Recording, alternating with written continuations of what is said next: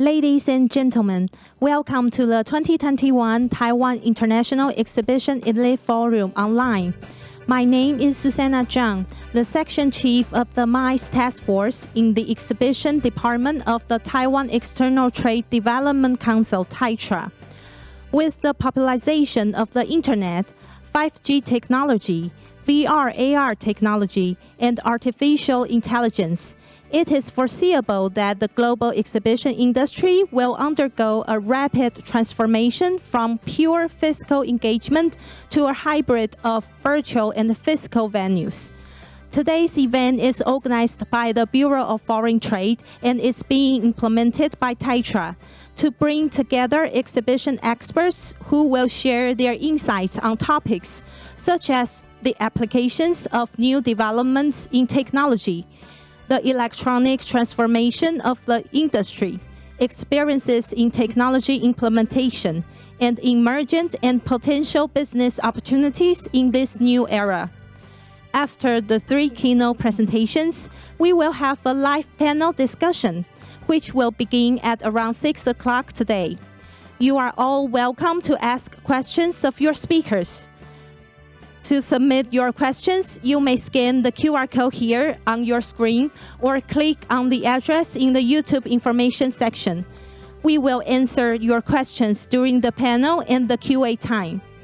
今天除了专家演讲分享外，我们也将在3位讲者分享完毕后，大约6点钟时进行专家线上语谈，由3位讲者现场连线回答听众问题。若你想要提问，可以立即扫描荧幕上的 QR code， 或是点击 YouTube 直播频道资讯栏位上的网址，利用线上表单提出您的问题。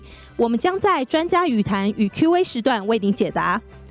Before we begin our keynote sessions, I would like to invite Ms. Cynthia Jiang, Director General of the Bureau of Foreign Trade, to give her welcoming remarks. Hello, everyone. On behalf of the Bureau of Foreign Trade, I would like to welcome you to the Taiwan International Exhibition Elite Forum. The global MICE industry is undergoing a rapid digital transformation, and a hybrid of virtual and physical experiences has become the new normal.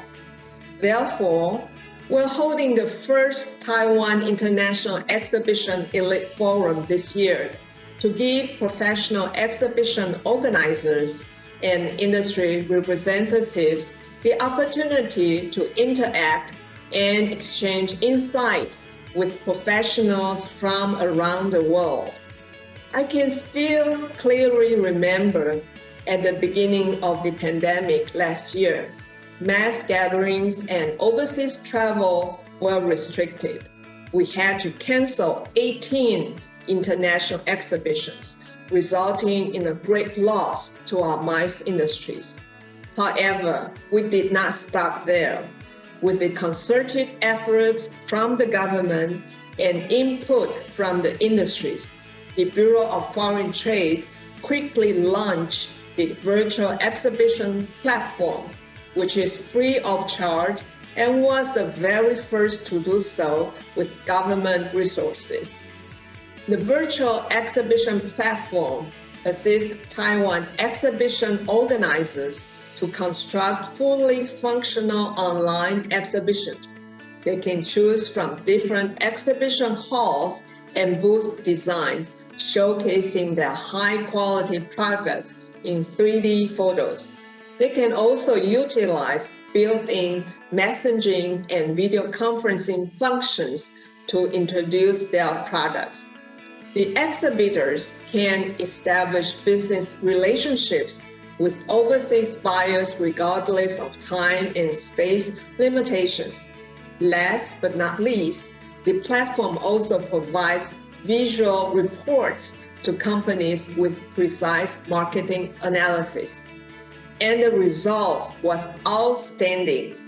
For example, at the Taipei Gift and Cultural Creative Exhibition that just ended on May 21st, many exhibitors have expressed their satisfaction with the functions. The number of online visits exceeded 60,000, with visitors from over 17 countries. 19 more exhibitions will be using this platform. The MICE industry is vital to Taiwan's economic development.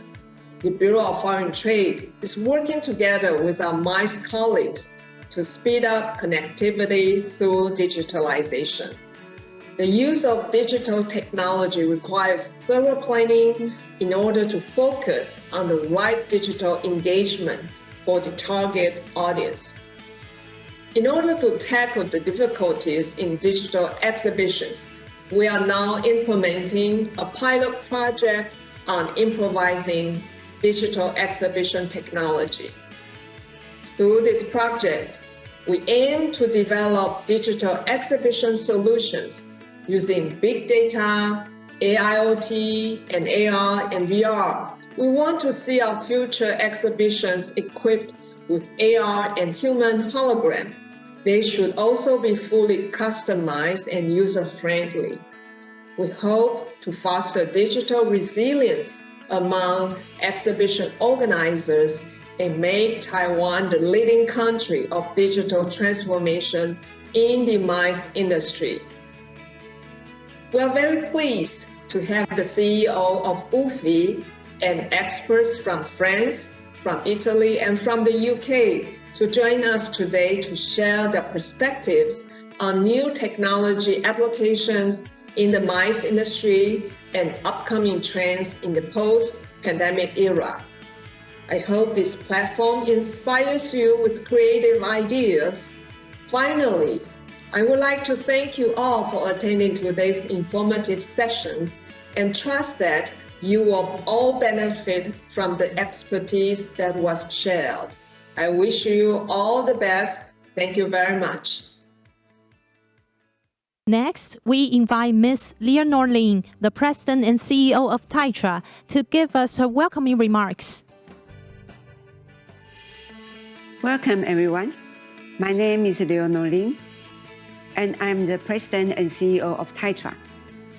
I would like to thank you for your participation of today's event, the Taiwan International Exhibition Elite Forum. When the COVID-19 pandemic came last year, Taiwan border control was in practice to prevent the spread of the virus. Around 43 physical exhibitions reopened in Taiwan from July to December 2020.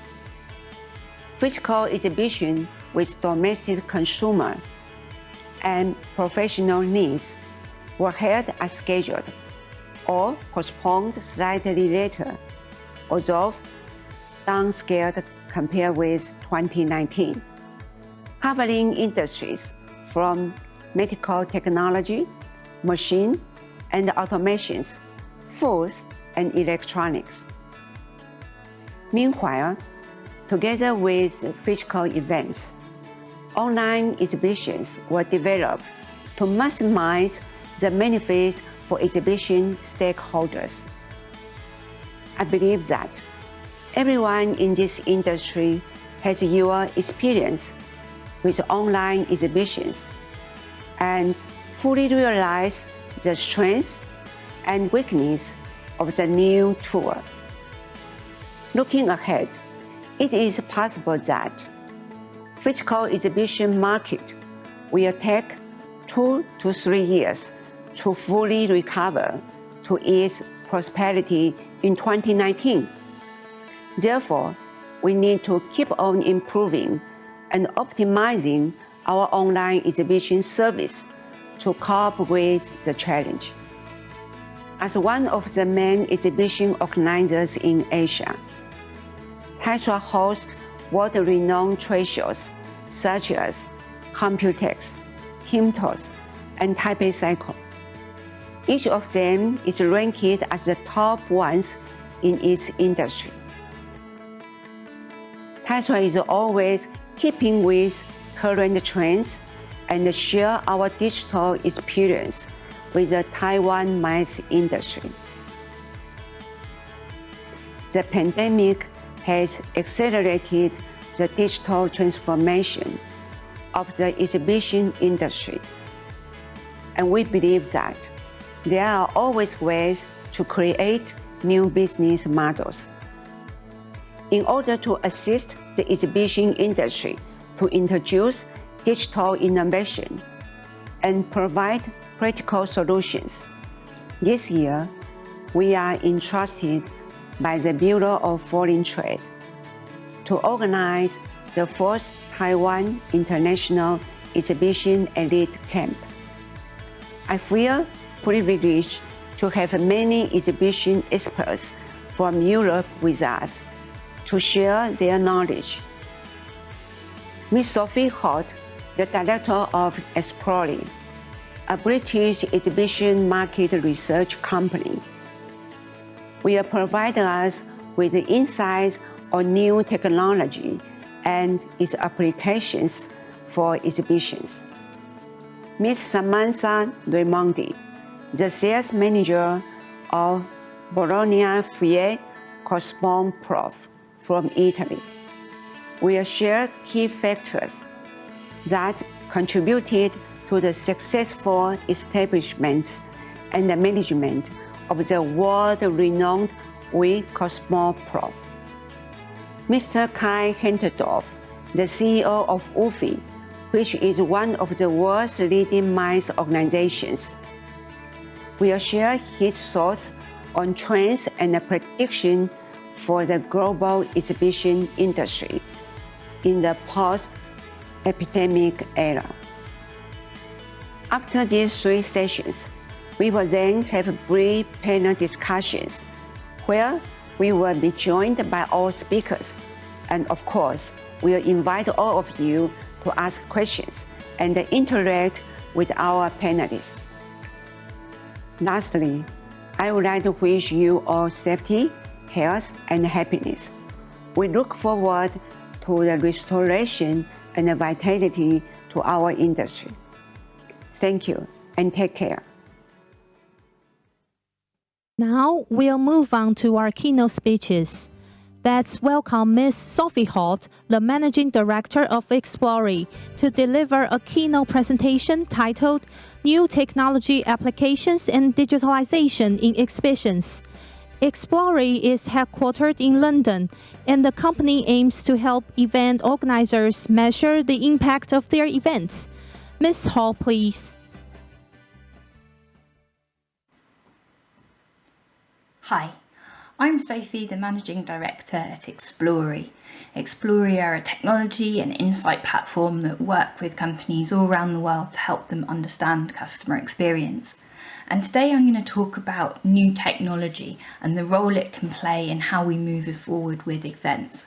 But I'm going to really focus on how we can be customer centric with that technology and how we can understand customer needs to best select and best apply the new technology that's available to us. Now, first of all, I want to dive back to 2018 and this quote from an organizer. "I can't see any revolutionary changes. These exhibitions that we run are broadly the same as the ones in the 1990s when I first came into this industry."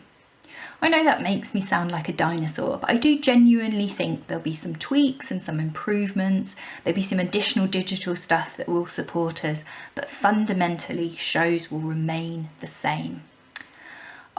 to be in 2018 and not to be able to see what was ahead of us in the last few years. I think this was a position that many organisers held. They didn't really see that there would be many fundamental changes to the show model. I want to take a data-backed view to how the changes that we've experienced, how this kind of great experiment in digitalisation has changed the appetite and the application for technology at our shows. So just to give you a bit of background on that data, Explorey work with thousands of shows around the world trying to understand the individual experiences at the shows they've created. We have curated and analysed responses from millions of surveys of visitor and exhibitors. Now separately, we're also the research and insight partner for the likes of UFI, CISO, the PCMA. So we're also going to be drawing on data of 7 large global research projects to help us understand the nature of the environment and the trends that we're seeing that we're applying technology into. So rather than focusing on this piece of technology can do this, this is a cool thing you can do with that, I really want to dial back and ask ourselves, what do our customers actually want from our events? And how can technology help achieve this? And how as organisers can we be more customer focused in the way that we apply technology? So what can the voices of these thousands of customers tell us?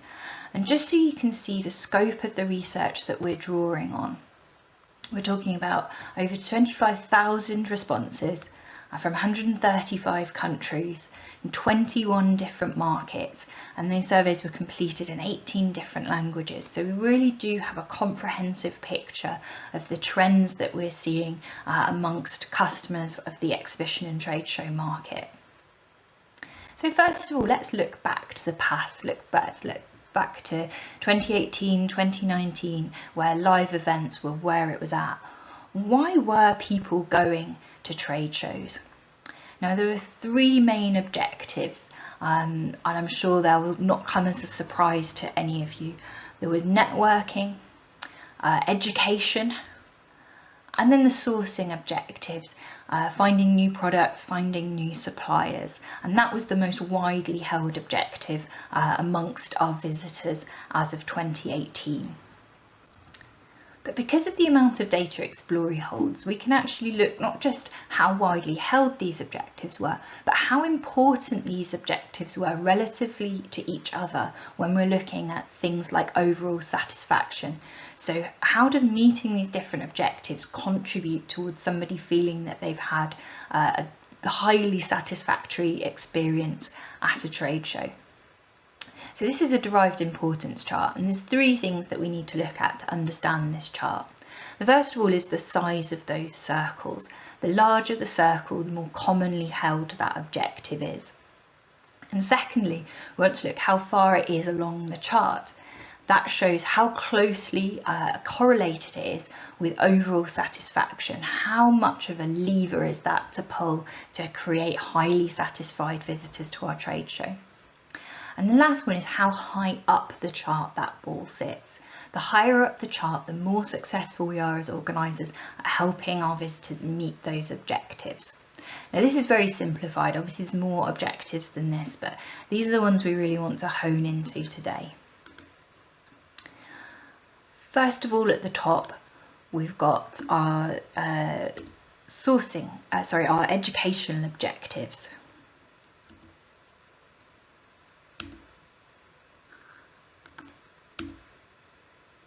These are things like attending the conference and attending the seminar sessions. They're really widely held objectives, and we can see they're quite high up the chart, so we're quite successful at helping our visitors to meet them. But relatively to other objectives, they're not as highly correlated with their overall satisfaction.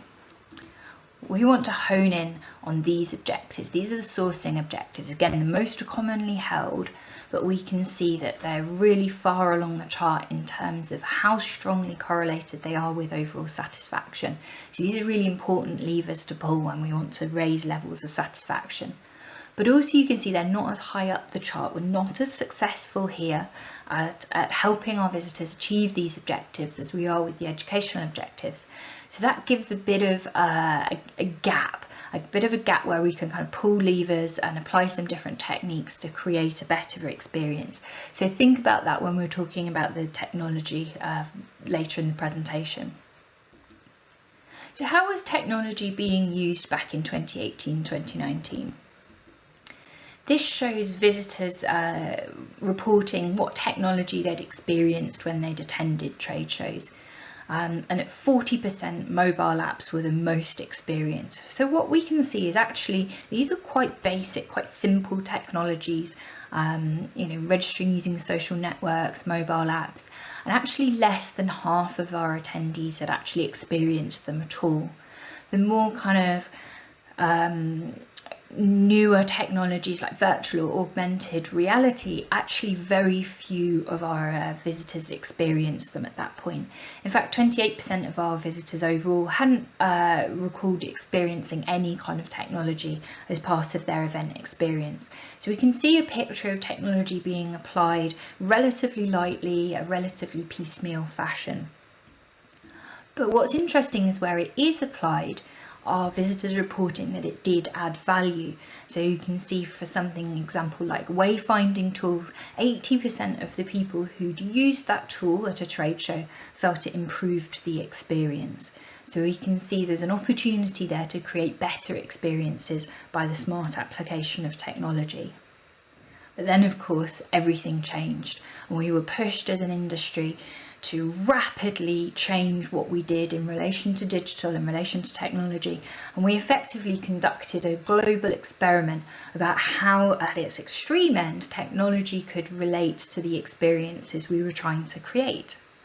And we can see at this point now, 62% of our visitors have actually experienced some kind of virtual digital event. So perhaps not as universal as we'd have expected. Not all of them have come on that journey with us. And this is data that was collected in spring this year. But for those of them that have experienced a digital event, are these digital event platforms adding value to the experience that we want to create? Now here we're going to step away from our global studies and actually look at Exploree's benchmarks. Now, because Exploree works with a uniform methodology with all our clients around the world, and that's been adapted for virtual events, we're always asking consistent questions around key benchmarks with consistent method. And that means we've been able to build up a very robust set of benchmarks across these key metrics, so we can see opinion and performance change over time. And I'm going to share with you some of our key metrics for live events and for virtual events. So overall satisfaction, loyalty, so that's likelihood to return to an event, net promoter score, and that's advocacy. How likely is somebody to recommend an event or an experience to a colleague within the industry, and value for time. And we can see that actually both trade and virtual events are performing strongly in meeting our visitor experiences. And these digital events that we've been putting into place over the last 12 months are actually performing more strongly than the live events in the eyes of the visitors that have experienced them. We can see that net promoter score, so likelihood to recommend, is actually at +19 for these virtual events rather than +11 for a live event. But there's something interesting going on here. There's obviously different types of live events, and it's more meaningful to kind of compare the different types of virtual events as well. So we split that out into events that are more content-led, so they're kind of webinar style events, and then events that have tried to recreate more of the aspects of a trade show experience. So for example, they might have networking, they might have sponsors and virtual booths as well. And let's see how that changed the benchmarks. So we can see actually these content-led webinars are performing incredibly well in terms of overall satisfaction, and a strong performance by the virtual trade shows as well. Loyalty is very high. People are saying that they're likely to return to these virtual events in the future. And very strong performance from webinars in terms of getting people to recommend them. and are on par with trade shows when we look at virtual trade shows.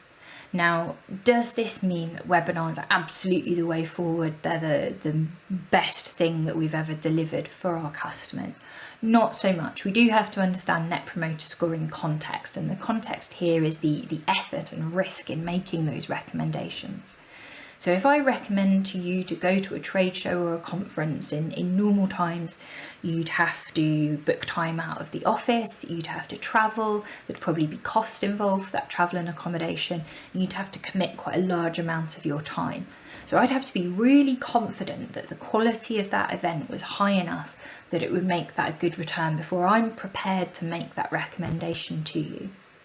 If you think about a virtual event, especially a shorter event like a webinar, I can send you the link, you can maybe log in on your own time. If you don't find it of value, you can easily leave, it's low cost. That risk and that effort is much lower, so it's much easier to recommend something like a webinar without being quite so confident that it would be the right fit for the person you're recommending it to. So that plays a part in why we're seeing such high Net Promoter Scores.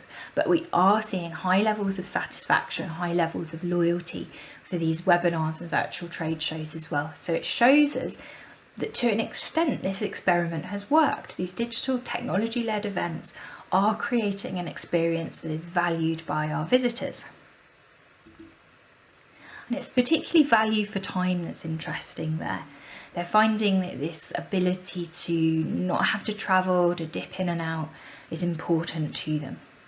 But interestingly, they do still prefer live for the quality of networking, the overall experience doing business. They're telling us nothing beats that live experience.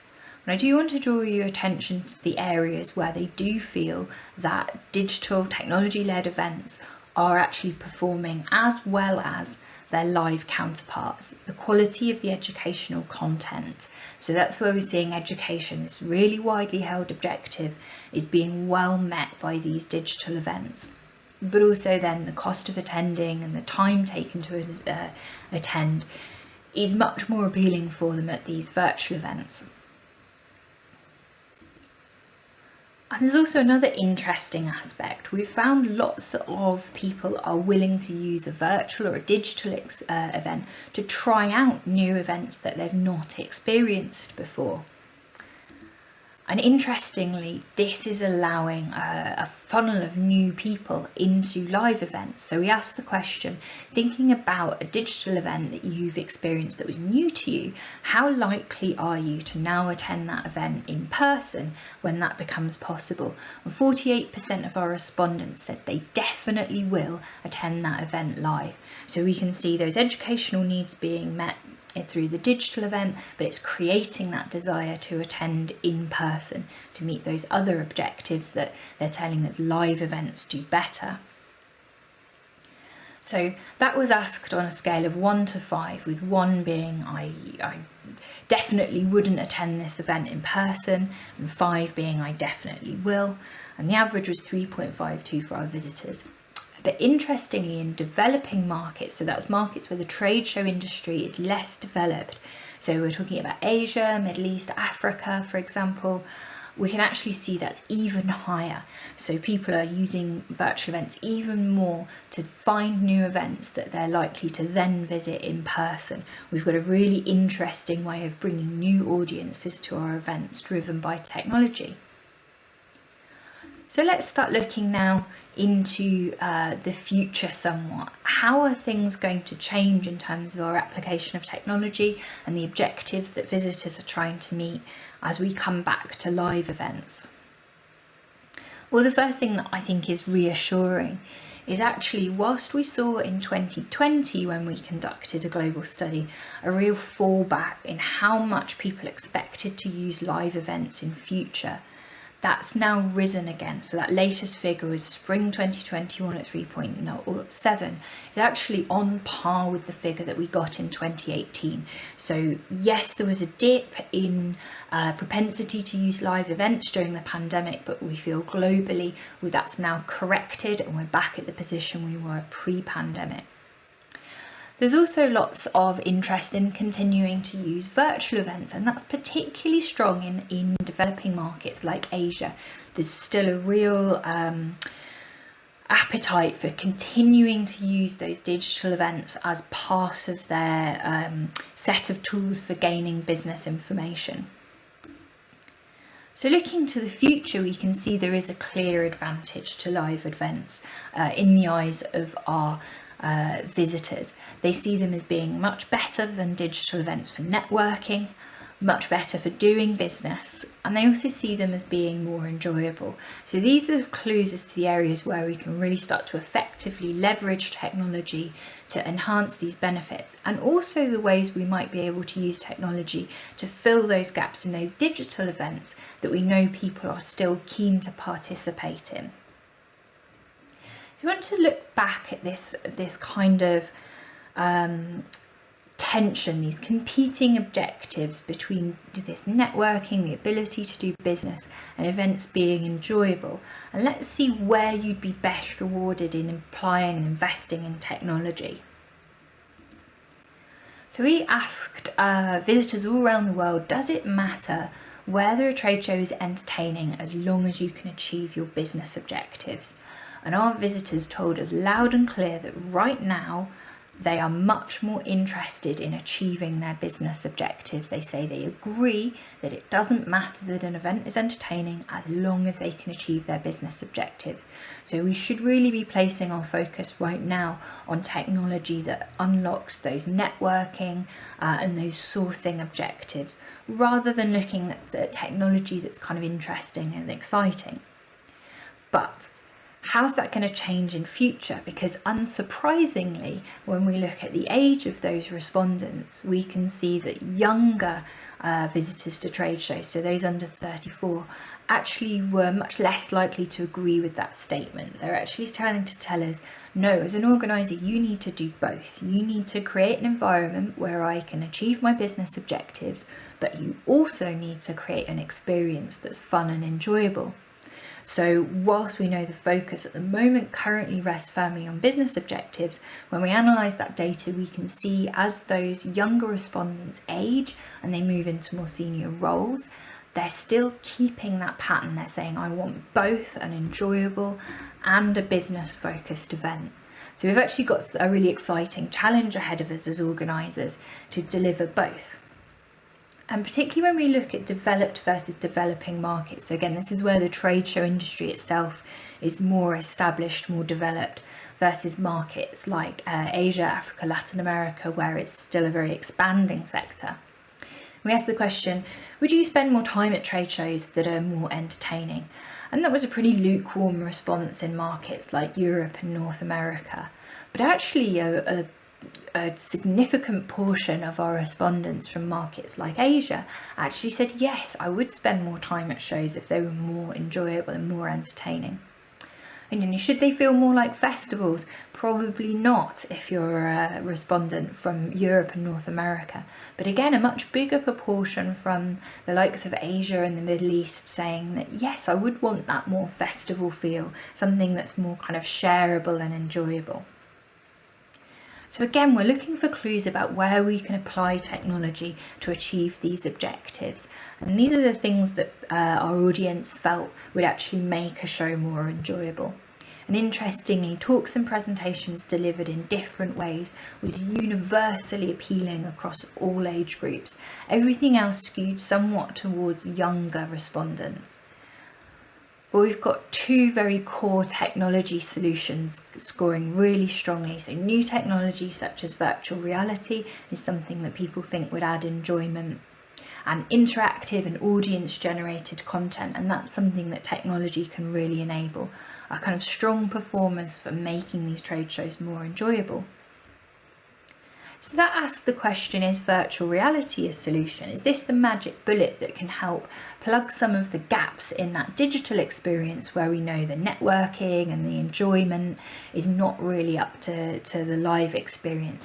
Can we create a live-esque experience for people at our kind of digital portion of our events? So we asked about if you had the opportunity to attend an event anywhere in the world using virtual reality to appear as an avatar or something similar, how interested would you be? And if we're looking at developed markets like North America, from definitely wouldn't be interested right through to I definitely would use it, we can see that the appetite for that technology is kind of lukewarm. They're not particularly enthusiastic about using it. But compare that to Asia, Latin America, and you could actually see the majority of our respondents now either probably or definitely would want to use that technology. So that's an interesting one that we could be looking to apply, that would help our digital attendees make the most of some of the things they really appreciate about live experiences, but some hesitancy still amongst some of the market. So how can we really use that customer-centric approach to delve into what those objectives are that our customers are trying to meet, and then match them with tech that can solve that problem? Now, first of all, we want to look at sourcing. That was the key objective. It's the most closely correlated with satisfaction, and of course, education and networking. These are our levers that we can pull by applying technology to get a better experience. And obviously there's lots of technology that can make sourcing easier. We saw even the better application of route finding technology on a large show floor to help people seamlessly move around all the suppliers that they want to see adds benefit. Matchmaking again can help connect buyers with the right suppliers. Augmented reality or virtual reality that can allow people to access more information about products, or perhaps permit you to have suppliers there that couldn't be there in person, so widening the ranges of solutions available. But I don't want this to become all about what the tech is that we can use, because there are some non-tech things that are absolutely critical here. So you need to have a clear strategy in place to make sure the most innovative suppliers and products are at your show in the first place, because no matchmaking technology, no route finding technology can actually connect your customers if those companies are not there in the first place. So technology will enhance this, but it doesn't solve the problem if you're not actively identifying and creating packages to get to your show the most innovative companies. So have you looked at your outreach and your pricing models to make sure those companies are there in the first place, then using technology to make those connections? And the other thing that's really critical here is exhibitor training. Through our research over the years, we've identified this as the single biggest impact that organisers can make. Exhibiting is hard, it's a skill set, and it needs to be practiced and developed. We should be the experts in our own communities and audiences, and it's our duty to educate, coach our exhibitors to get the most out of that community and connect in the most effective ways. And that's never been more important than when we're adding technology into the mix. Not least that you have to help exhibitors to understand how to use that technology platform to platform and tool to tool. But connecting digitally and having conversations in a digital environment is very different to the live environment. So you actually have to take that step back and say, have our exhibitors got the skills they need to actually make those connections in a live digital environment, and how can we improve those skill sets? That's absolutely critical to the technology becoming effective, because if you've been connected with the right supplier to start with, but they don't know how to engage you, they don't know how to give you the information that you need, that's not going to be successful for you as a visitor. So moving on to think about education. Again, we can see with this great digital experiment that lots of those technologies have had a real benefit on how people can meet their education objectives. On-demand and live streaming gives a huge breadth of access to content that those confines of a trade show confined to a specific time and location couldn't have. But also we can create interactive sessions. There's lots of tools out there that help audiences actually participate in sessions by asking questions, completing polling, for example. So we can actually utilise that to create those more enjoyable sessions and to enhance the education experience. But again, let's think back to what people told us about what would make things more enjoyable, that variety of session formats. Now, yes, technology can enable this, but we also need to look at our physical experience design. Are we creating the spaces that will allow those variety of sessions to take place? Or are we still going back to that very traditional lecture theatre model? Have we got a variety of spaces for those sessions? And again, like looking for innovative suppliers, have we got a clear strategy in place to attract the diversity of speakers who are going to bring the newest and most innovative ideas that are about in your sector to your content programme? Or are you just using the same speakers as before who are not talking about the most innovative ideas? Because again, you can create all this content, but if you're not driving that innovation, that hunt for innovation, you're going to fall short of meeting some of those objectives around sourcing and new ideas.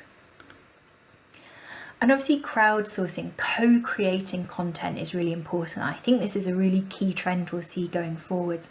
It links back to social media, that everyone is a content creator now.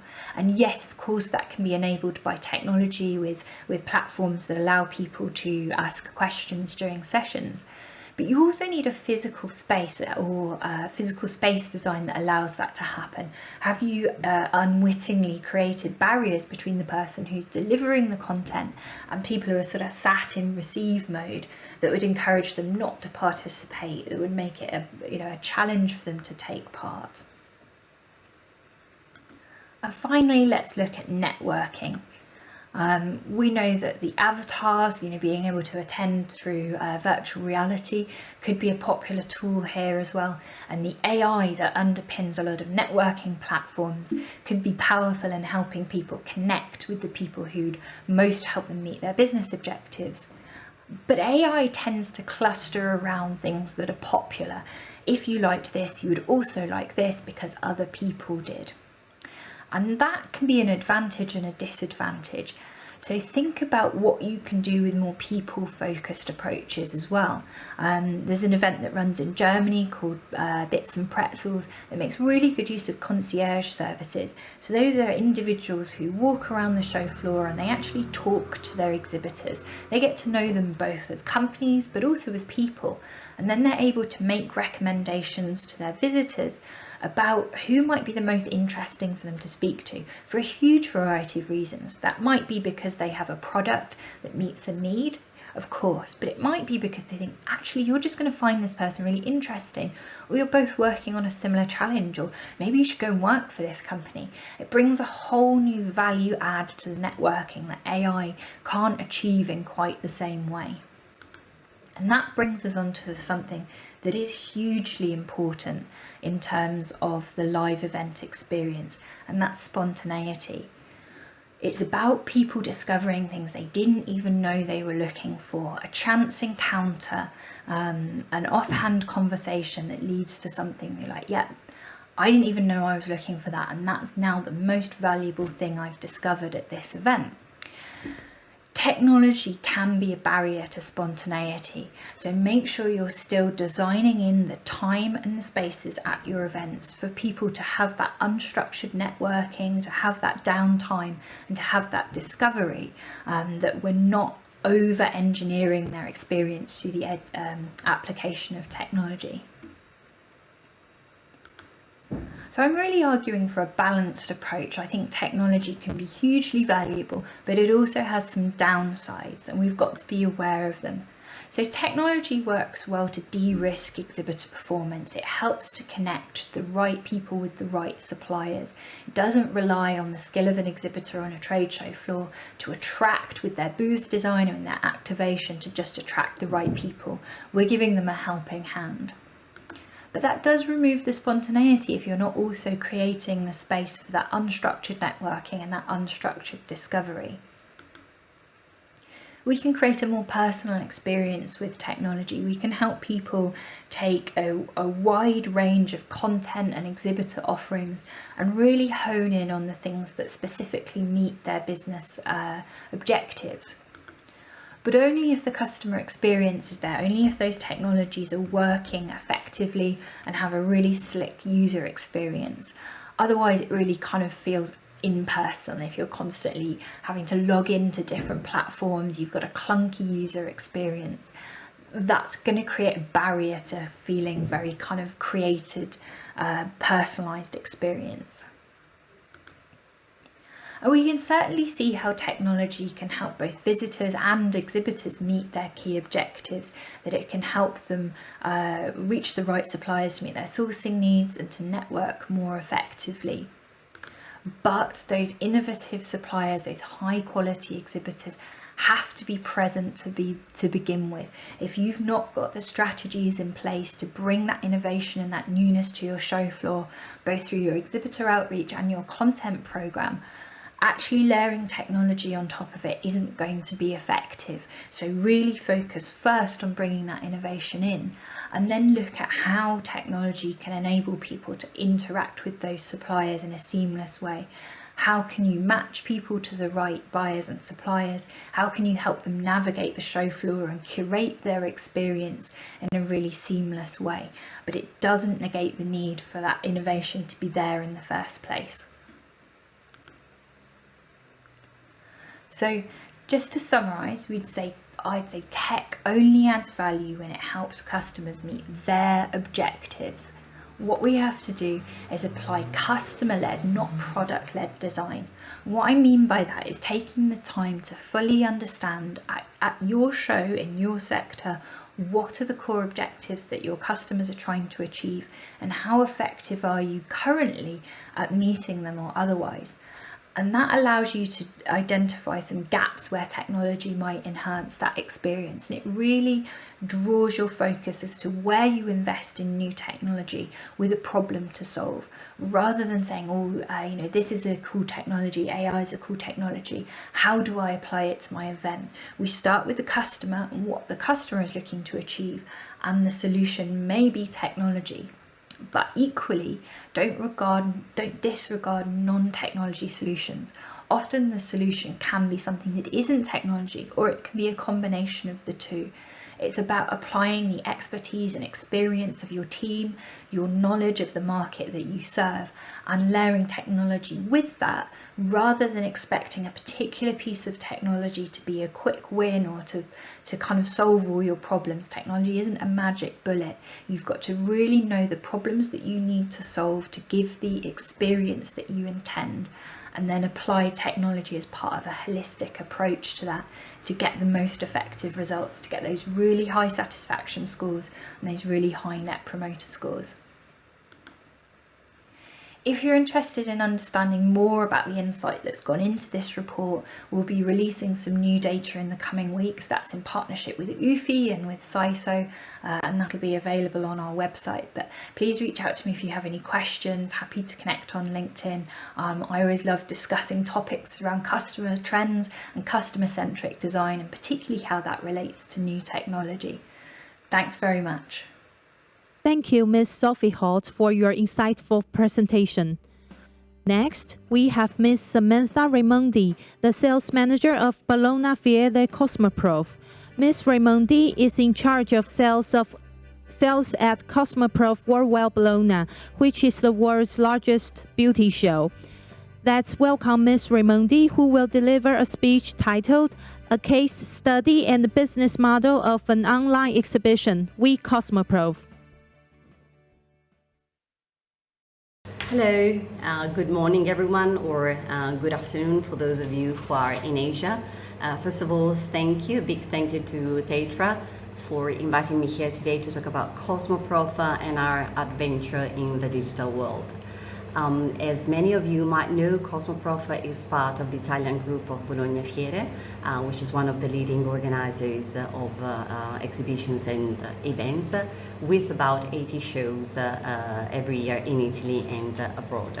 Now, these 80 shows cover a variety of sectors of the economy, but we have actually the privilege and honor to be representing the sector, which is the beauty sector, which gives the group its main asset, its largest economic impact, thanks to the various editions of Cosmoprof that are organized yearly in Bologna and all over the world, which in total make up for about $80 million in revenues. Now, Cosmoprof takes place in Bologna, which is a lovely city located in the heart of Italy, just 1 hour from Milan, so very easily reachable. And it's also a special place for foodies. But that said, Cosmoprof has been taking place in Bologna for the past 52 years, and it is widely recognized as the most important show in the beauty sector all over the world. In Cosmoprof, what makes it so special is that you have 3 different shows basically under one roof. So for the first 4 days, from Thursday to Sunday, you have all the segments related to the supply chain, the so-called Cosmopack, with ingredients, raw materials, packaging, machinery, what else? Contract and private label, that's it. And for the other, alongside also with the sectors of cosmetic and toiletries, with our prime sections, with those products dedicated to the prestige and luxury markets, and also to the pretty much growing green and organic segments. And in the other 4 days, Friday to Monday, we cover the professional sectors with nail world, with beauty and spa, and with the professional hair. The reasons which make Cosmoprof such a leader are quite a few actually. So the community, the business community that revolves around Cosmoprof is definitely the biggest and the most global one that you can find. Also, the exposure that companies, so exhibitors, get is not limited to those days of the show, but actually it's always pretty much extended after the show, thanks to the digital tools that we were using, luckily enough, even before the pandemic. It's also a must-see event for operators and buyers and visitors alike, in order to get news about the latest trends, innovation, and to have insights and training on all these sectors that I just mentioned. So if we go a little bit back in time to 2019, which is the last edition that we were able to organize, actually we see digits that say it all in a way about what could possibly be the best edition that we've had so far of Cosmoprof. So we had more than 3,000 exhibitors from 70 countries. So 74% of our exhibitors came from countries other than Italy, so very international, pretty much international rate. Attendees, 250,000 attendees throughout the 5 days, coming from 154 countries. So it's definitely, as you can imagine, definitely the place to be. As I was saying, as important as what happens during the fair is, the business doesn't stop after the finishing day, which is Monday, because we have a variety of online and social activities that we do for the community and for a selection also of exhibitors. And this is thanks to the community we have, which is made up of 180,000 unique registered active users. So this is definitely a very important asset that we have. What happened in 2020? Now, as you can imagine, being the leading show in the world for the beauty sector, having to be stopped because of something which was a little bit like science fiction at the time. I guess none of us really expected what was about to happen. And the pandemic broke out in Italy and in Europe just a couple of weeks before the show was about to be open. So everything was ready. All the promotional budget had been spent. I mean, the glitters were just about to shine again, but we had to be stopped, quite obviously, and it was a little bit of a shock for everyone. So the show was postponed to 2021, and then again it had to be postponed to 2022. So you can imagine that being a company whose core activity is organizing physical events, this put us, like many other organizers obviously, in a pretty tough situation. What kept us alive is certainly the community that we have, and the community being so faithful towards us. But the reason why we have been able to keep business alive, not just for ourselves, but for our clients, was definitely the digital event that we were able to put up, which is called We Cosmoprof. Luckily enough, when the pandemic broke out, we were already using a platform, an online platform, which is called Cosmoprof My Match. Only at the time, the platform was used in order to realize matchmaking activities between buyers on the one hand and exhibitors on the other hand, for them to get in touch before the show, to schedule prefix meetings. Those meetings were meant to then take place physically at the show.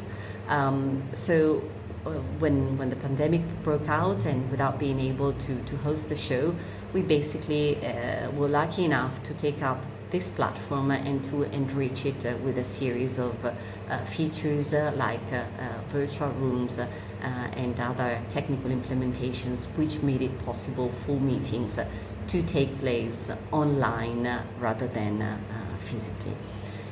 Everything was very new at the time, not just for ourselves, but also for everyone, so also for buyers and exhibitors. So what we decided to do at the time, which was last June 2022, was to give the first edition of the digital event as a freebie, as a free opportunity for our whole community to take part in this event.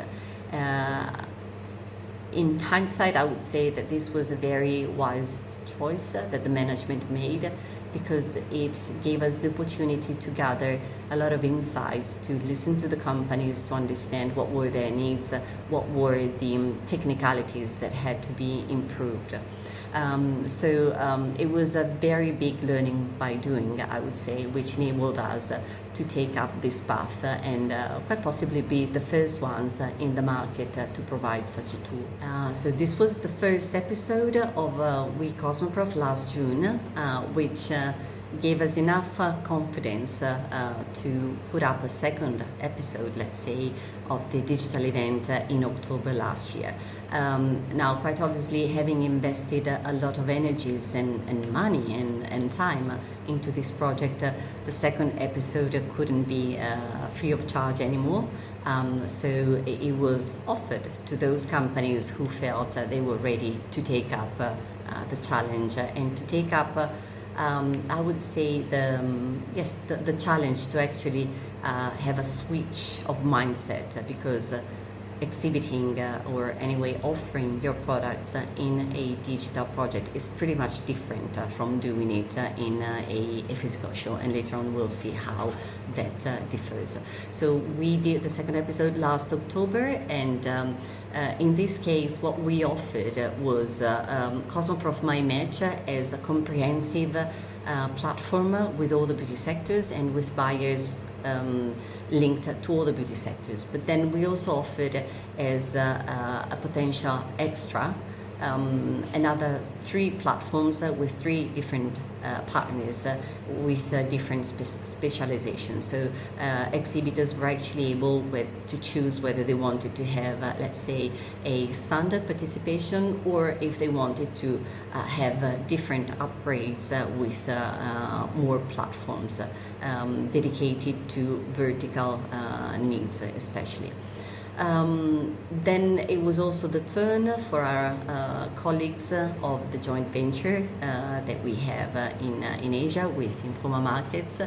They also organized another event which was called Cosmoprof Asia Digital Week last November, and which used an engine different than that of Cosmoprof. So what happened is, after such an important year, at least for this for the digital events, we realized that we quite possibly had to take the best of what we had organized and to offer the market one single event that could actually represent all the Cosmoprof branded shows all over the world. So this actually takes us to this year, to 2021, and to the last edition that we have done of We Cosmoprof. So the last edition ended just about a month ago. It took place from the 7th to the 18th of June. So 2 weeks, 5 working days each for the B2B meetings. And we can't stress enough the power of multipliers that really played such an important role in this event. So the fact of being able to join forces with all the other Cosmoprof editions and with all our teams and databases and everything really made a difference, really made it very unique, with a unique global exposure for everyone who was involved. Now you must be wondering, so at the end of the day, what is this Cosmoprof, this We Cosmoprof event? Now, it's basically based on 3 different pillars. The main one, the most important one, definitely being the lead generation pillar, because thanks to the artificial intelligence in the Cosmoprof My Match platform, it enables companies to get in touch with buyers, to select them, to ask for meetings, and to actually continue business, even nowadays when shows are not really taking place. But then we have another 2 pillars which are also important, which are knowledge and engagement and insight. So we had throughout those 2 weeks a very rich calendar of Cosmo Talks, which is what our community is used to having in the Cosmoprof physical shows as well. So getting to know the latest trends, the latest insights, the awards, this is always very important for the community to be updated, but also being able to see virtual hands-on training.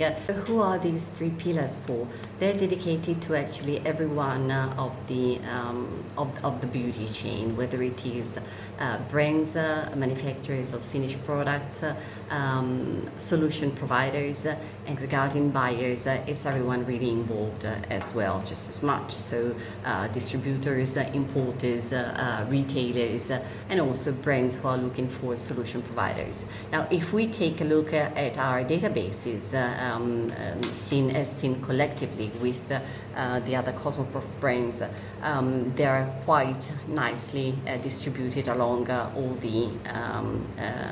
all the value chain. And regarding the geographical origin, as you can see from this chart, we have quite a good representation from both Europe and Asia and the Americas, and reflecting also the sector, a small representation from Oceania and Africa.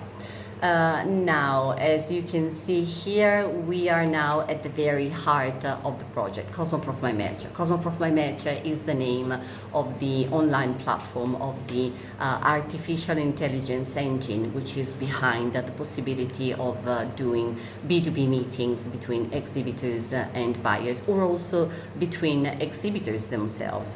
This is also one of the possibilities that the system gives you.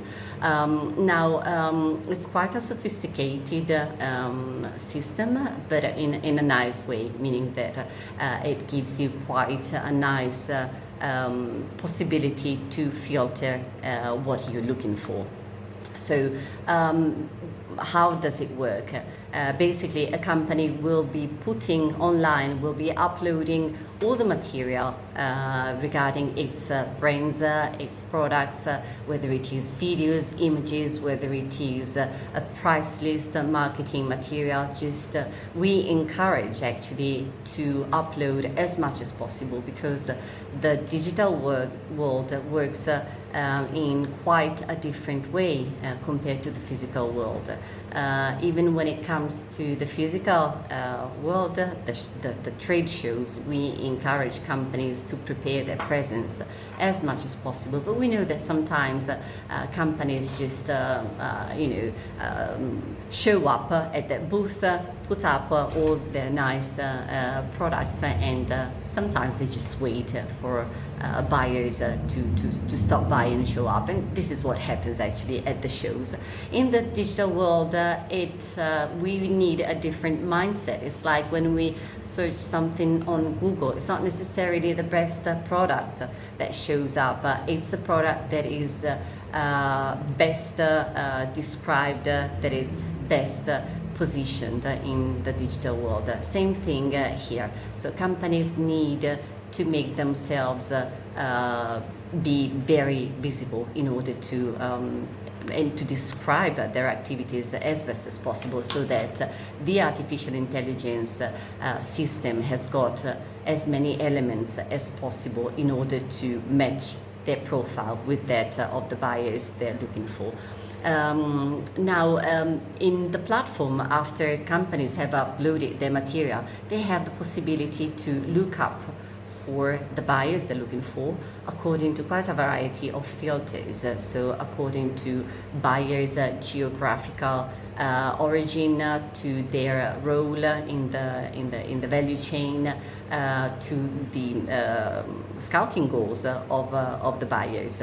And kindly note that this is something that a lot of platforms out there do not allow. A lot of platforms allow only buyers to get in touch with exhibitors, whereas in this case it's both ways. It's both exhibitors who can select buyers and vice versa. Now obviously, as it's true just anywhere, buyers can say, yes, I'm interested in meeting you, or no, I'm not interested. So it goes without saying that this is quite normal. But the possibility of getting in touch with buyers is something very, very interesting, and like I said, not to be taken for granted in such projects. Now, for the edition that we just ended, we were able to implement some nice features. One of them being the green dot, highlighting the online presence of either buyers and exhibitors, so that even not just pre-fixed meetings, but also meetings decided on the spot could take place. Analytics, which is a very important tool for companies to understand who liked the products, who viewed the products, who sent messages. This is all very important to understand what works and what doesn't work in our, let's say, commercial strategy. We opened up a new page, a new section in Chinese, so not only Italian and English, but also Chinese. And something which is quite possibly the most important element, we added the possibility for exhibitors and buyers to download the contact details of the counterparts that had confirmed a meeting. So after having seen what is definitely the heart of We Cosmoprof, we still have the other two pillars, so education and special events with the Cosmo Talks and the Cosmo Virtual Stage, and also the company video pitches, which is where companies have made live demonstrations of their products. As you can imagine, with such an important project, all of the Cosmoprof editions, all of the Cosmoprof companies around the world devoted quite a big chunk of time and money to promoting the show in order for buyers to know about this possibility and to join the event. Online and social media activities, it goes without saying, have been a very strong part of the project. So we had a very rich calendar with posts highlighting the products of the companies who were taking part in We Cosmoprof. Now, the results that both ourselves and companies managed to have from such an event have been very interesting and very important. So we managed to have nearly 700, precisely 698 companies participating as exhibitors in We Cosmoprof International from 40 countries. Within these countries, 13 were actually country pavilions, where some national boards were able to support the presence of their companies in a very supportive way.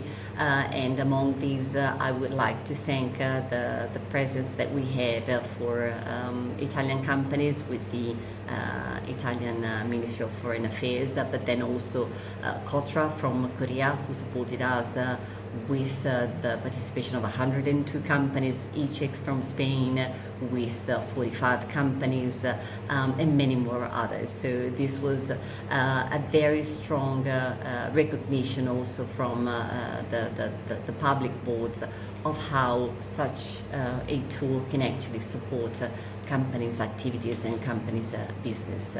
Now, what are the other elements that it is worth looking at? We had more than 20,000 international stakeholders from 135 countries and regions, and in terms of B2B meetings, more than 52,000 requested B2B meetings.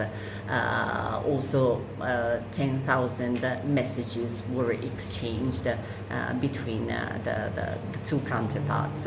So, well, it's not too bad if you think about it. If you think how such a tool is new for everyone, but how a lot of companies have been able to switch from what used to be normality to what is now, let's say, a new normality.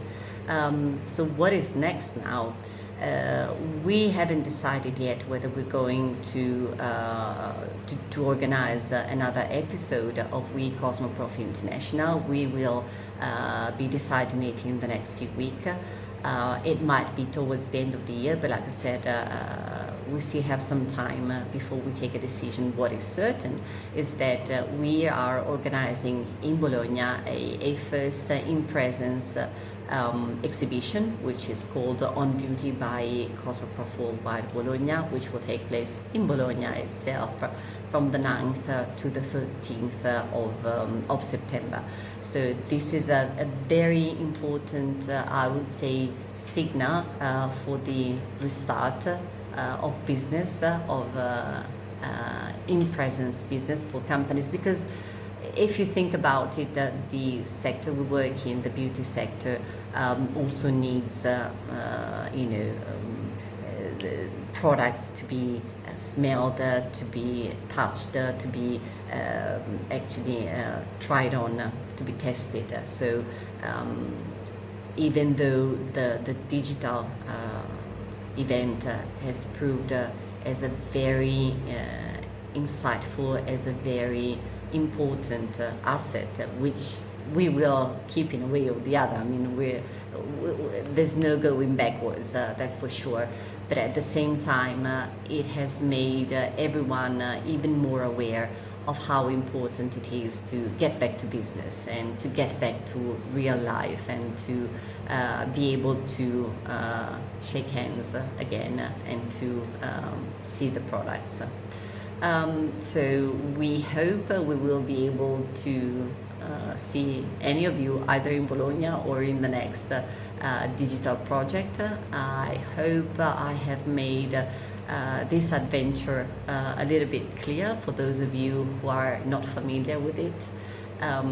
We have quite a few testimonials about the positive results that companies were able to get. So in case you're interested, in case you would like to have more information, just let us know. And I'm here to help with any queries you might have. Thank you. Thank you, Ms. Raimondi, for your great speech. Now, let me introduce our next speaker, Mr. Kai Hattendorf, the CEO of WOFI, one of the most influential international exhibition organizations in the world. Please join me in welcoming Mr. Kai Hattendorf to deliver his presentation titled Trends in the International Exhibition Industry in Post-Pandemic Era.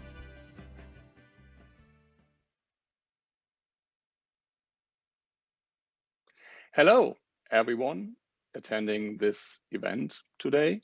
Greetings from Singapore, where I'm currently sitting in a hotel room one day ahead of a regional mice industry conference that I flew in to actually attend in person.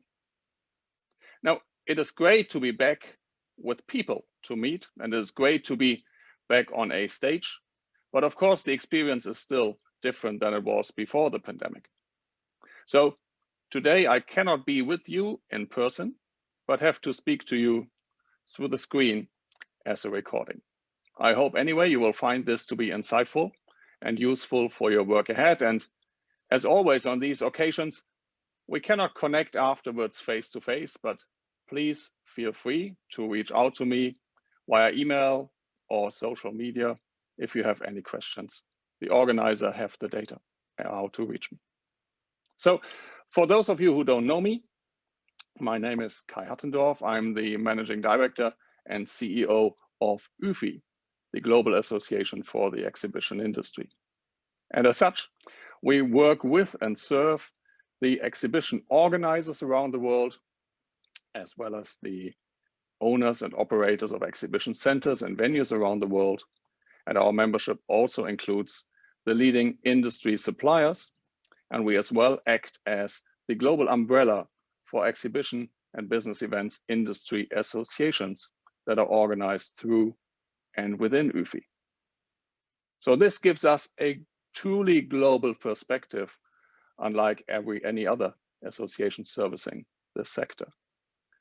Our membership is broadly spaced around the world. Around 40% are based in Asia and Europe respectively, and around 10% are from the Americas and the Middle East. WOFI runs the headquarters in Paris and regional offices around the world in Asia, the Middle East, Europe, and Latin America.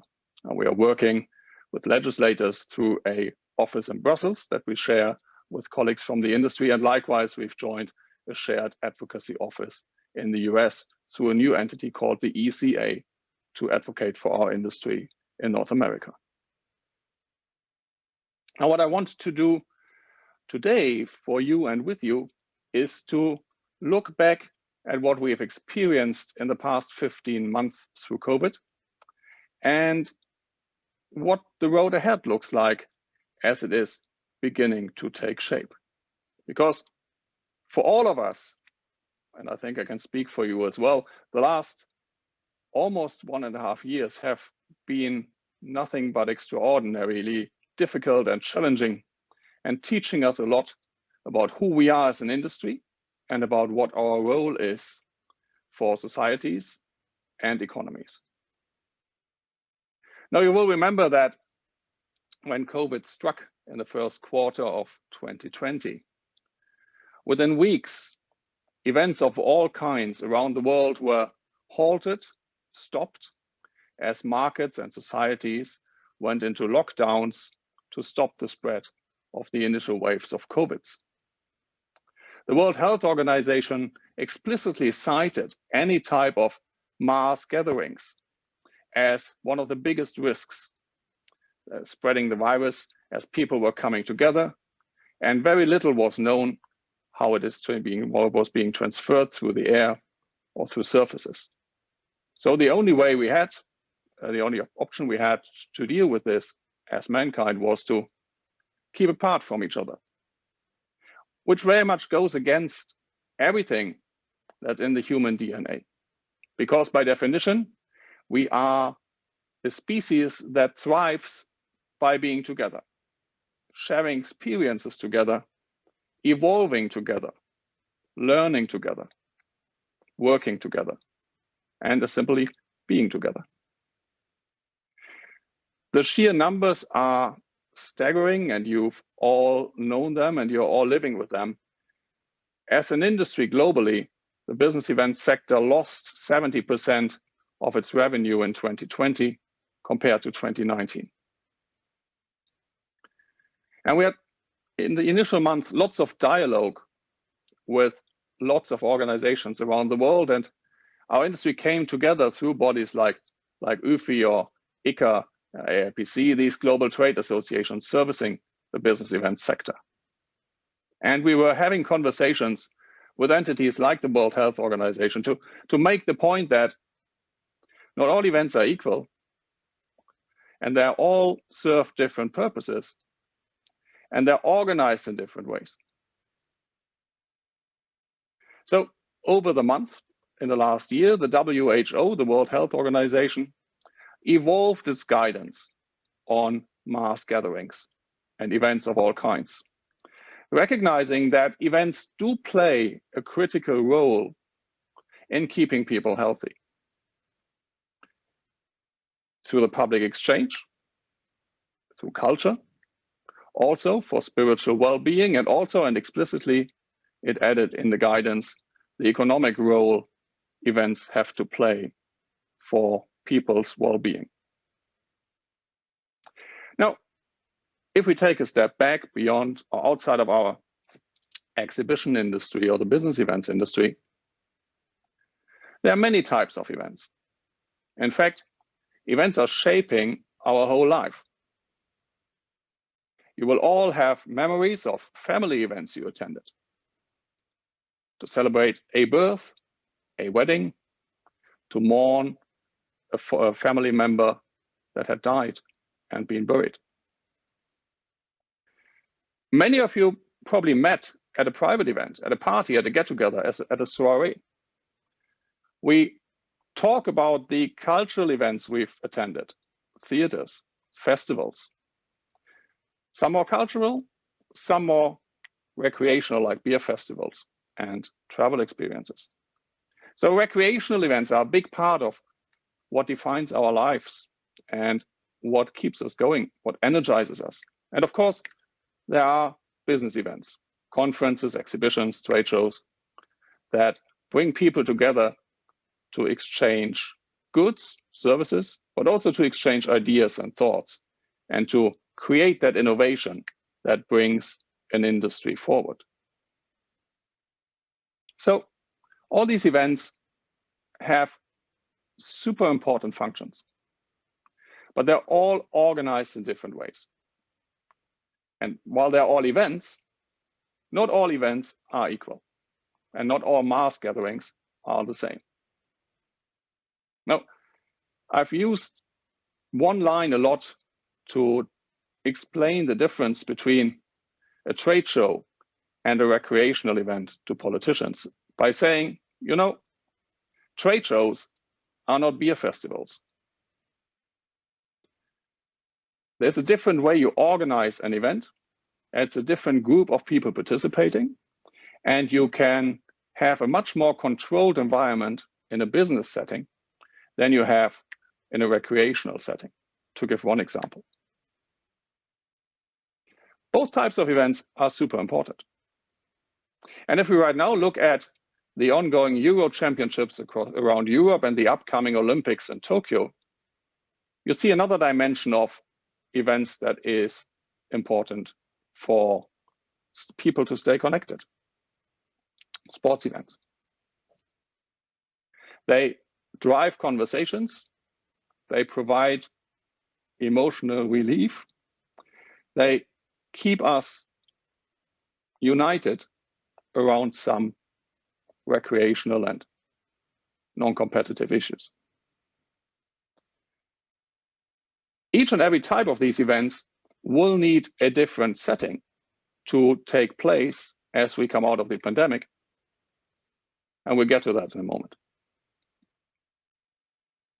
So if you zoom in onto business events, we've done a lot of work last year within an organization known as the Joint Meetings Industry Council, JMIC. Now, this again, is an aggregation and collaboration of most of the leading events associations in the world. So UFI is a member of JMIC, as is ICA, as is AIPC, as is SACIOS from Southeast Asia, or CISO from North America, etc., etc. And within this group, we've been working on a document that for the first time brings together the narrative about the importance of business events. Because it's not just about bringing people to a destination so they stay at hotels. It is not just about the positive economic impact they bring to a destination as people dine out and stay in their city. It is not just about the business that's done on the trade show floor. It's not just about the ideas that are sparked at a conference that may lead to new innovation and move mankind forward. It is about all of these elements and so many more for the destination hosting, for the industry meeting, for the society benefiting. And we brought all of this together in a central document called the JMIC Manifesto. And I'm happy to share the link where you can access that document. In very simple words, it boils down the holistic benefit of business events as the fastest of all fast tracks for societies, for economies, for industries to recover after the pandemic. And we are using it in conversations with governments, with institutions, with authorities to help them understand the critical role our sector has to play as a catalyst for growth for every sector that we serve. So we don't go to them and say, we are another industry that wants support. But we can go to them and show them that by working with us to reopen events, to reopen organized business events around the world, you're helping each and every sector, you're helping each and every industry, you're helping each and every citizen to come back after the pandemic. Now, the key to that obviously is that we have to rely on the local authorities to give the green light to reopen events, to run events safely. And we as an industry have to do our part in providing a healthy and safe environment. And that's why last spring, last summer, we came together as an industry as well to work on a document called the UFI Global Framework that has been implemented in many national and regional reopening standards, like the All Secure guidelines used by most of the international for-profit organizers, and then shared with the local authorities. National governments across Europe have used these guidelines to define their own metrics and terminologies for reopening of trade shows and business events. So we've been able to show them how we can reopen and run events again safely around the world. And the outcome of all that work last year has been that where markets reopen, where case numbers and infections are going down, where vaccination schemes are rolled out successfully and more people in populations are protected in the best way possible against the infections from COVID, life returns to more normal levels, events return to more normal levels. Not all events are equal, as I've said. And so to go back to my earlier quote that trade shows are not beer festivals, this now means that in September, in my home country, Germany, the famous Munich Oktoberfest will still not take place. But in Munich, in the same city, the Munich or the International German Motor Show will take place as a B2B and B2C event for the automotive sector.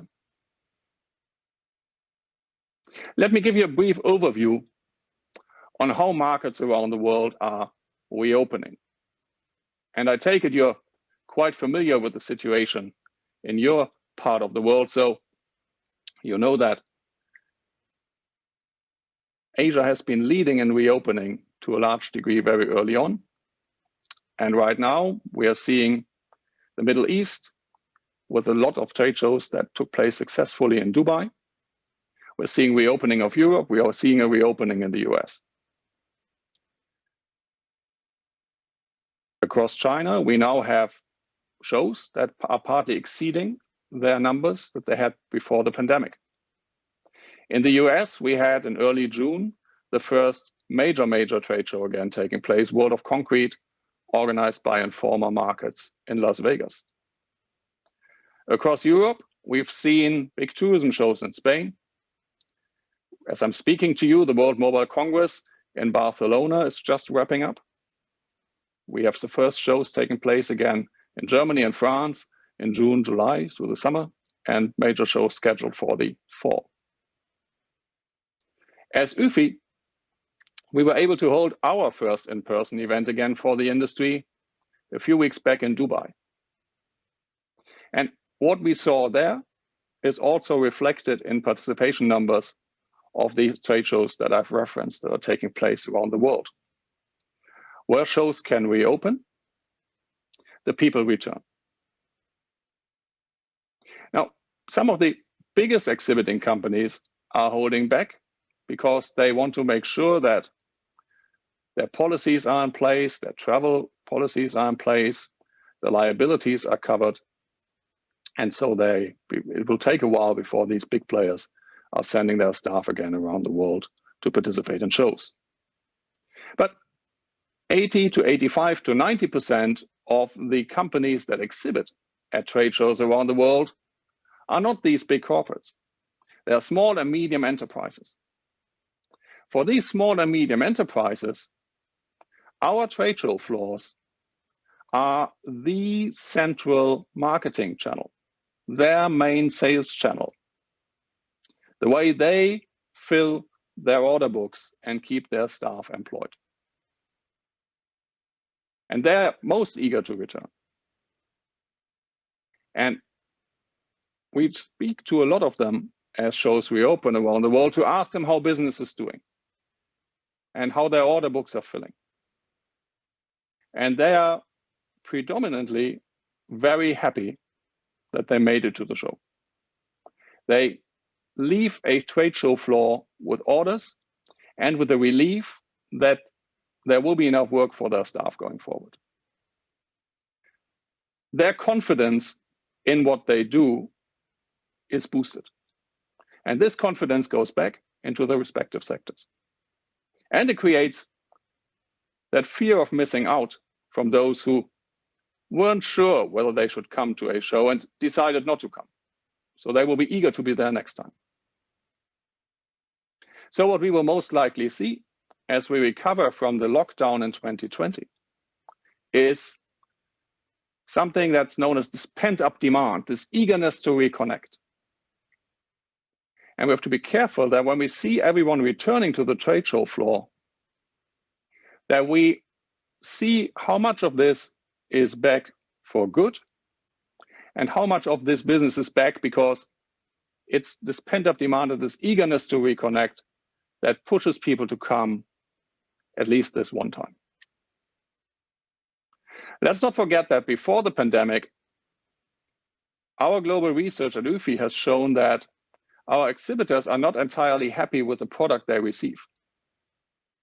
There were pain points on trade show floors.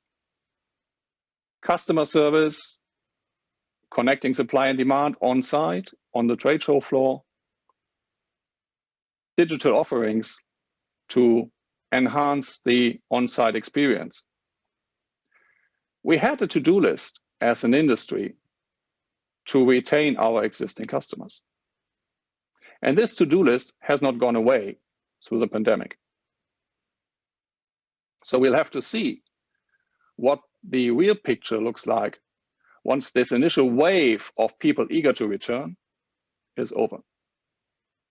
And we must be careful not to take this pendulum swing to returning to the physical as the new normal. The pendulum was here, it swung back to all digital. It will swing back to as physical as possible. And then the question is, where will this pendulum settle in 2023, 2024, and beyond? Travel will remain impacted around the world for the next 24, 36 months based on all the expectations and trends from IATA and other bodies. Business travel is recovering faster than expected, but won't be back to where it was before 2024, the earliest, if at all. We've all experienced digital interactions, digital events, digital content sharing, and we've all been fatigued by the limitations of it. But we've at the same time also been really surprised by what works well for those who hadn't tried that before or hadn't had that experience before. So we will have that big discussion. We're already having that big discussion. What will have changed? What digital elements will we have parallel or next to or before or after the physical events? Now, the big buzzword for that, and it's a word I personally don't like because it is so vague, is hybrid. Digital and physical meshed together in a joint experience. And I'm sure you will have experienced that yourself as you make your way back to a physical event while you're still in a kind of digital scheduling planning. And you suddenly have overlapping agendas. You're supposed to join a digital conference or a digital conversation while you're actually physically somewhere on site at a real event, in a real physical meeting with other people. And you have to strike a balance. What are you doing in real life, face to face, with other human beings in the same room?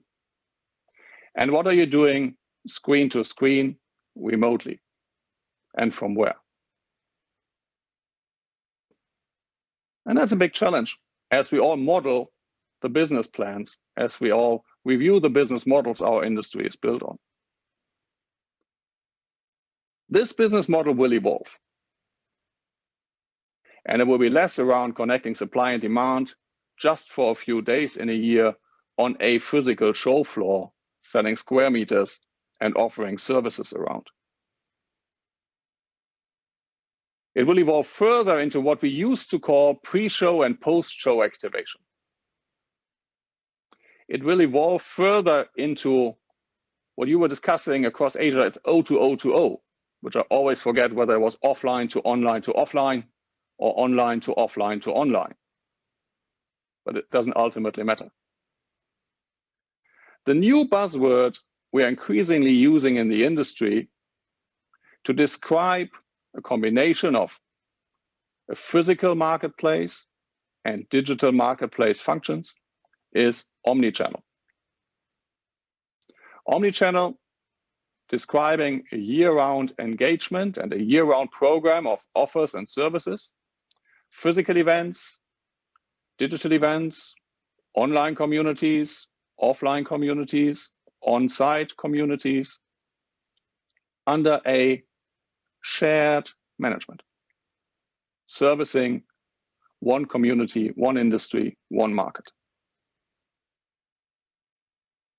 And this will sit in with some trends that we also saw before COVID that have been highlighted through the pandemic or sidelined by the pandemic, but they're all returning with a vengeance. Pre-COVID, we had a conversation about peak globalization. If after 30 years of ever more international businesses, we are seeing a segmentation of the world into regions for businesses. The answer of the exhibition industry has been geo-cloning. You take an event that you're running in one part of the world and you're hosting it as well in another part of the world, and you take your customers from this market and offer them a similar experience in marketplace elsewhere. The age where everybody from around the world travels to one destination for one industry to have one global meeting hasn't ended, but there won't be that many of those going forward. There will be more regional meetings, a leading meeting in Asia, a leading meeting in Europe, a leading meeting in the Americas, where the respective communities meet.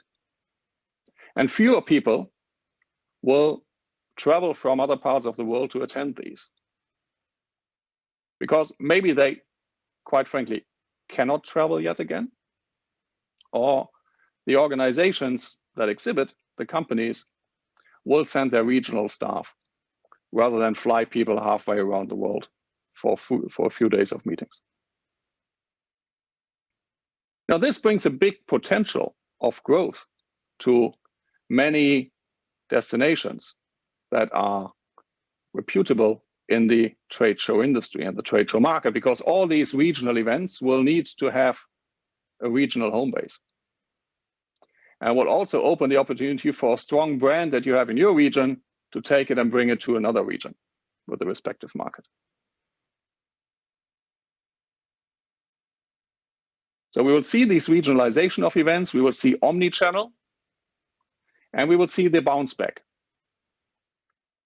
And people always ask me, so when will we be back to where we were? So when will we see, as an industry, these record numbers of revenues and profitability again that we had in 2019, where we were benefiting from parallel economical growth all around the world? And I sincerely believe, based on the data we see and get regularly from the UFI community around the world, that as an industry, we can be back globally on that level by 2024, 2025, the latest. And that would be faster, by the way, than we came back from the global economic crisis in 2008, 2009. Now, the recovery won't be linear everywhere around the world. Some markets will recover faster. Some markets will take longer. Have in mind, it took the US 10 years to get back to pre-28 levels after the recession of 2008. 10 years. It took Asia 3 to 4. It took Germany 4 to 5. So different speeds in different markets. And the recovery will, of course, be impacted by the evolving situation around COVID. We've seen what a new variant can mean to a market, a country, a people, if we look at what the Delta variant did to India in recent weeks and months. And we all know of people who lost people there, and I personally lost a really, really close industry colleague of mine there that is dearly missed, or who's dearly missed. So it won't be a straight road to recovery. But recover we will, and we will come back to the level where we were before globally as an industry. But, and that's a big but, not all of that recovery will be based on the business we did before the pandemic, of the physical business, of the trade show floor-driven business. A growing share of it will come from these new omni-channel models, from digital revenues, from new marketing opportunities. Now, we're speaking about the 80 to 85% of companies that we serve that are small and medium enterprises. For many of them, less so in Asia, but in other parts of the world, digital remains a big headache,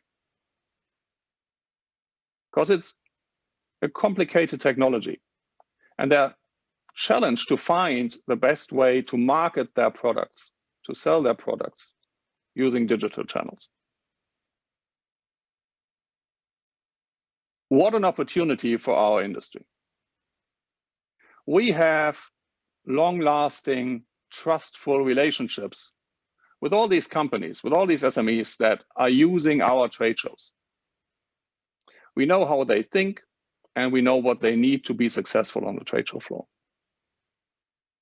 If we build the right digital offer for them, and we can show them how this works, they will trust us that this will be to their benefit. And we can evolve that trusted business relationship beyond the physical experience on the show floor to a year-round holistic online, on-site experience. And if we do this right, I'm convinced that our industry will not just get back to the level that we had in 20 or before the pandemic struck, but that our industry can at least double in size, holistically speaking, going forward. So the big driver of the future is in rethinking parts of the buyer-seller relationship, providing it more holistically, more regionally, internationally, on-site, and combining it with this year-round opportunities for online marketing and sales. Which is why is it so key that the skill set to do this should be a core asset of our own industry, rather than relying on digital platforms to buy it in. It's our own homework. And the big organizers of 2030, if you look at the global tables of size of organizers, they will be those who've understood that, who've invested, and who benefit from that development. Just as today, the 10, 20 largest organizers of the world are those who understood, who invested in, and who benefited from geocloning and globalization of physical events. There's a huge opportunity ahead of us as an industry to not just recover, but to grow, and to grow significantly. And as we do that, and in closing, there's one element that will drive all these developments as we go forward. And it's something that arguably the current global pandemic is a function of, and that is climate change. Climate change will be the main change driver for the development of mankind.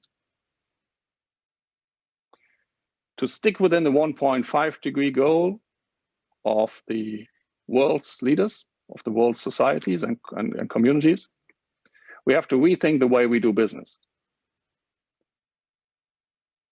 This will holistically impact the way we organize and the way we hold events.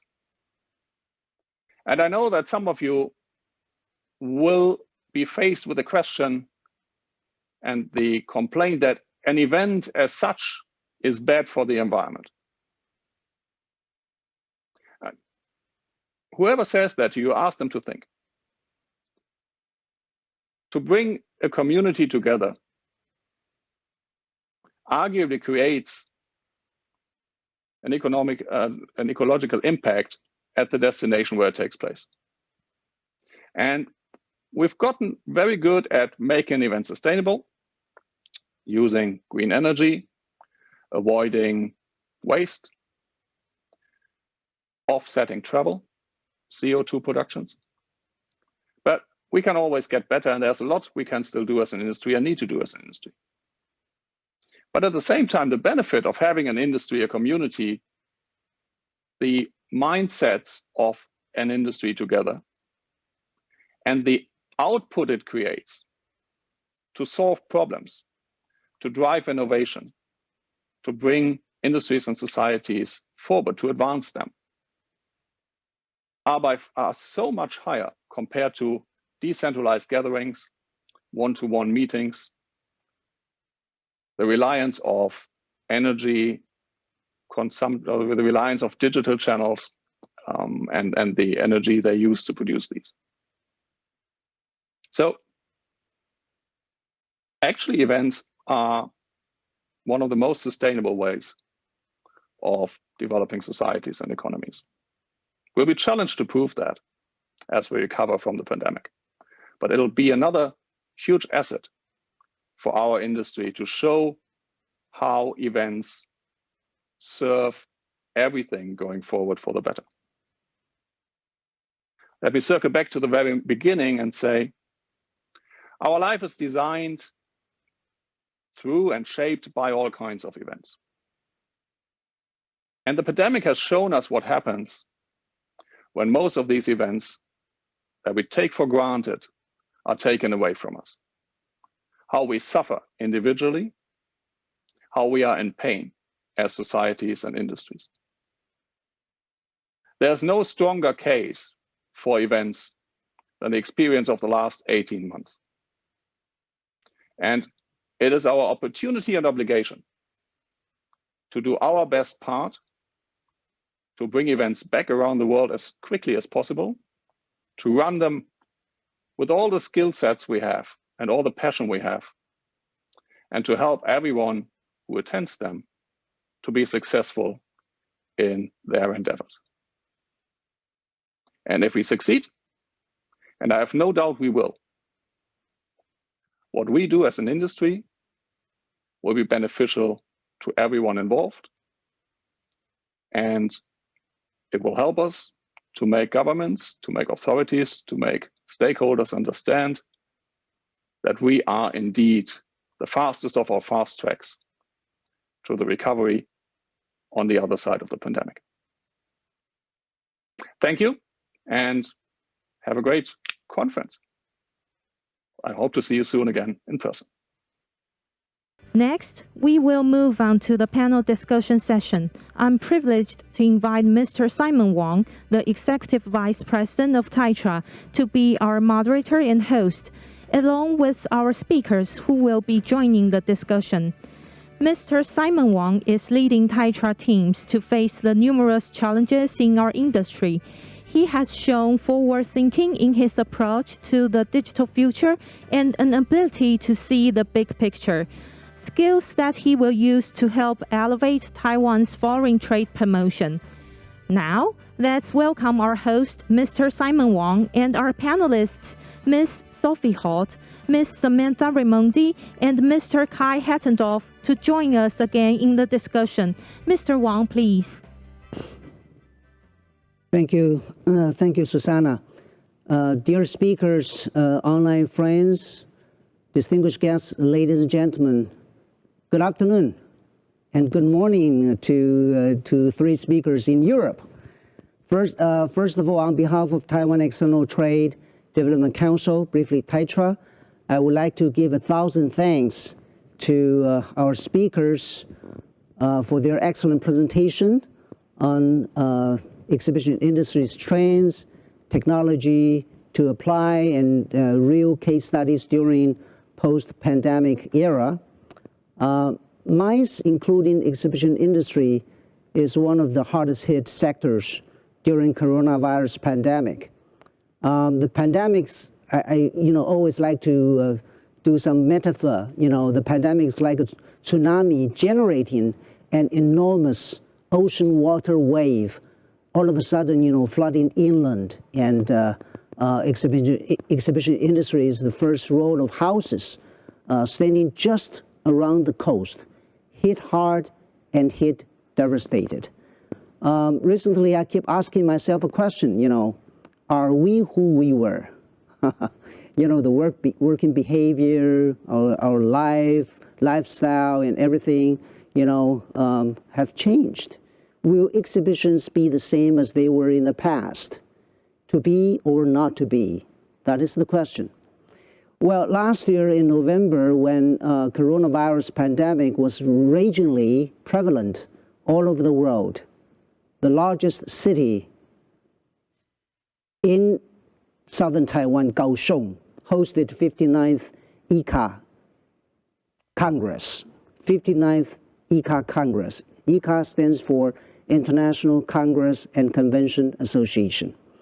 And at the end of the Congress, ICA presented the Kaohsiung Protocol, a strategic recovery framework for the global events industry. And it unveiled 4 pillars in the framework, which is enhanced engagement and value. Number 2, digital restructure and hybrid events. Number 3, innovative business. Number 3, shared risk management. Number 4, innovative business model.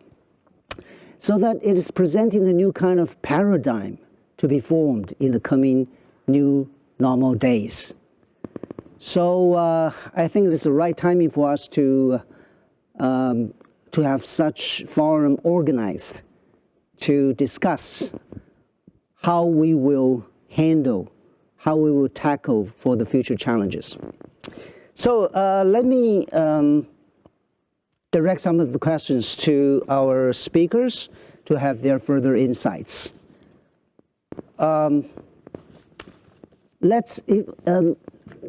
Dear speakers, do you mind if I call you just by your first name? Is it okay or not? Thank you. That will draw us more closer, right? Okay, to Kai first. As I mentioned, the COVID-19 pandemic has had a serious impact on the global exhibition industry. And what have UFI done and will do to assist in the reopening of European exhibition industry?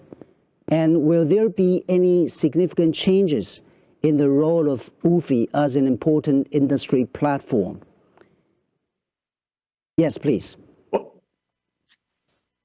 Thank you, Simon, and good morning from Switzerland, where I'm speaking to you from a physical industry conference hosted by our friends and colleagues from AIPC, and I will make sure to mention to Senthil from ICA, who is here as well, that he was just reciting the culture protocol. Now, what is UFI doing? It is what we've always done and what we will always do. We work for and serve the industry and our members and the industry at large. I mentioned a lot of the advocacy work and the work on standards in my talk that we focused on in the last 12 months to convince authorities that we deserve to have the license to operate, and that actually giving us the license to operate helps every sector, every industry. And this work will continue as markets have reopened across Europe, as we have seen an event like Mobile World Congress with more than 30,000 people taking place successfully in Barcelona, as we see regional trade shows reopening. One ran in Munich over the weekend with 16,000 people, another one is coming up in Hamburg in a similar size. Italy is reopening, Russia's exhibition industry never closed.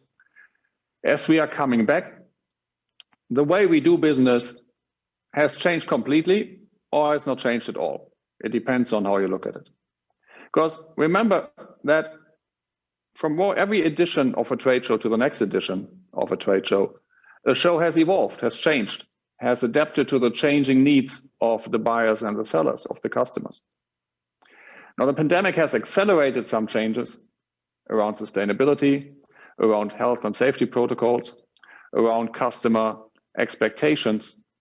But ultimately, the next 2 to 3 years will be very much about the trade in trade shows. Small and medium enterprises, big companies will come back because they want to do business and they want to fill the order books. And it's our job as an industry, and therefore our job as an industry association, to make that possible in the best way. So how will UFI's role change or evolve? I believe the last 18 months have seen this collaborational spirit that we have as an industry, where an organizer and a venue and service providers need to work together to create a good product. Where this thought of collaboration has finally been applied to the industry associations as well. So we started working very closely with AIPC and ICA some years ago in what we call the G3. And a lot of the research that I shared and a lot of the standards we developed together for the business events industry, not just for exhibitions. We've built under the GMIC framework for the whole business events industry or for the whole events industry, the narrative of our sector. And we have done that collaboratively and together. So going forward, there will be more collaboration than ever before. And that means we can be ever more faster and ever more agile in serving our members around the world in their needs to help their customers be successful. Simon. Thank you, Kai. Sounds like you're very optimistic. always with a positive and optimistic mind. And also, we understand that during post-pandemic era, to have more partners to collaborate together, to cooperate together, probably is one of the ways to handle more challenges. Okay, let me turn my question to Sophie. Sophie, what is most likely to become the next revolutionary technology in the post-pandemic era? And how will this technology improve the efficiency of expos and boost organizers' revenue? Good morning, Simon, from London, where I'm at my home here as life is slowly getting back to normal, and we're looking very much forward to the return of live events. So you asked me to pick a technology perhaps that would be most revolutionary, most intrinsic to the future of events, and I'm going to be difficult and I'm not going to do that. Whilst it's very tempting to think there is a particular technology out there that is a magic bullet that will suddenly change the nature of events, I think I somewhat agree with the organizer I quoted at the beginning of my presentation, that actually the nature and the heart of events will remain unchanged, and technology enhances and it tweaks and kind of adds to that rather than coming in and revolutionizing it. But what I think we are seeing that's revolutionary is there's now a will and an energy in place between organisers and technology providers to work collaboratively to start standardising the data, standardising the movement of data between platforms, and allowing different pieces of technology to come together more effectively to create a better customer journey. So in collaboration with UFI and other associations in joint council, a large number of organisers and platforms, there's initiatives like VSEF, there's initiatives like UFI's new benchmarking programme that actually say this technology is here to stay and it's going to change and it's going to evolve. But we have to be proactive about how we manage it. And we have to make sure that we can get the best out of it as an industry, have control over what's happening with our data, and then utilise that data, most importantly, to create better events and better experiences. And I think that's what's truly revolutionary. The speed of change as we've gone through the pandemic, as we've pivoted to digital events, the volume of data that's now being produced has really meant a switch in our industry that we'd been perhaps feeling that we needed to make for some time now became an imperative. And a lot of organisers and platforms have put the time and energy in to say this is the time now, the data, the currency, the gold underneath our industry needs to become democratised and it needs to move seamlessly between platforms. So I'm not going to pick a single technology. I'm going to say it's what will revolutionise the industry is that deep understanding and insight that comes from the data. Yeah, thank you very much. Perhaps technology is not that important to, we have to weigh the how customers look at the engagement, and from the perspective of customers with their customer journey to see how we can apply the technology. Thank you very much. Exactly. Thank you very much. Let me turn to Samantha. Samantha, WeCosmoProf is a very successful example of online exhibitions. And how does your company view the future relationship between online exhibitions and physical exhibitions? What will be your priority? Thank you, Simon, and good afternoon, everyone. That's an interesting question, not too easy to be answered based on everything that we just shared. But what I can certainly tell you is that our priority is the market. Our priority are our customers. We've been gathering a lot of experience thanks to the digital project of WeCosmoProf. And what comes out of it, like you were saying, it's been very successful. And we've seen companies who were rather ready to take up the challenge and rather, let's say, digital savvy. But that's not true for all of them. And I think if there's one thing, I mean, there's no going back, as we were saying. Technology is definitely here to stay. But if there's one thing that is very clear after this year of digital events, is that the need for physical shows is more and more felt. So the digital exhibitions, the digital projects have been a very important tool at a moment in time when nothing else was really possible, when companies were locked down, where transportation was not really available. We could not really even go out of our houses. So that was absolutely needed. But when nowadays we're starting to get back to normality, what companies really need is to meet each other in person and to be able, especially for such sectors as the cosmetic, or also think about food and drinks, it's very important to be able to see the products, to taste them, to try them on, and also to meet the people in person. I mean, I think that what is going to stay with us is the importance of human relationships. So this is going to be our priority, that's for sure. Our Cosmoprof show is going to take place next March, so we still have a little bit of time to understand how the technical tools that we have can be integrated into the physical show. But for sure, there's no going back. We'll try to make the most of what we have learned in this long process. Thank you very much. Perhaps it's not a matter of two sides of the coin, online or physical. Probably omni-channels, just like Kai just mentioned. Let me take the second round, right, to Kai. When the pandemic impact is over, will online exhibition still be a must-go with physical exhibition? Or an official website is good enough to create multiple interactions for visitors and exhibitors?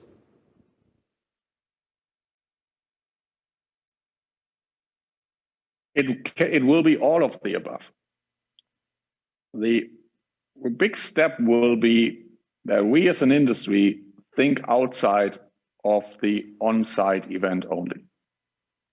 That we need to evolve our thinking from the show, beyond the pre-show and post-show activation of a community, to the omni-channel year-round activation. So that will probably mean more physical meetings for a community that we serve throughout the year. For people to get together, to interact, to fulfill this need for people to meet, to do business. And likewise, we will need a website, an online community, a digital solution, an online space to keep this community connected in between the physical meetings. And we can offer them content. Remember that a lot of the big organizers today have grown out of publishing companies. So they grew out of content. They took the content to the physical space. Yeah, so content has always been a critical element of what we offer. So content will be online, connectivity will be online.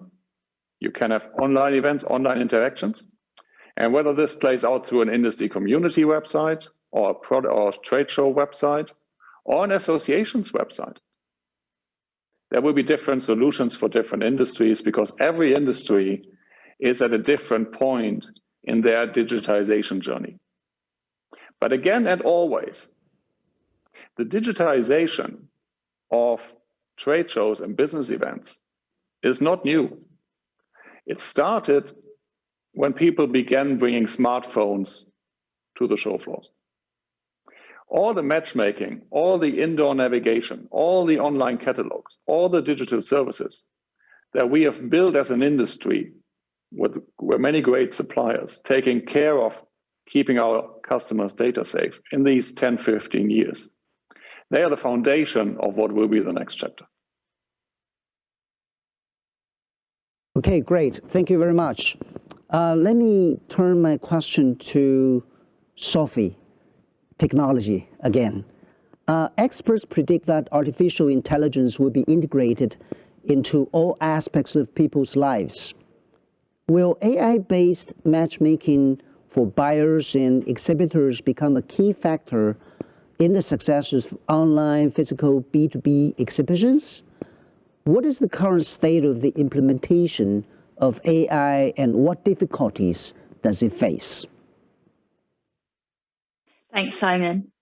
I think, first of all, we can look at the state of the implementation so far, and we can see that that has moved on in leaps and bounds that we couldn't even have predicted. So when we looked at this back in 2018, our kind of pre-pandemic picture, we saw only 7 or 8% of visitors were experiencing AI-driven technology at shows. That's now 80-90% they participate with digital events. And I think exhibitors and visitors will want to see that kind of level of technology and that smart matchmaking, helping them make more efficient use of their time when they're actually at the trade show floor.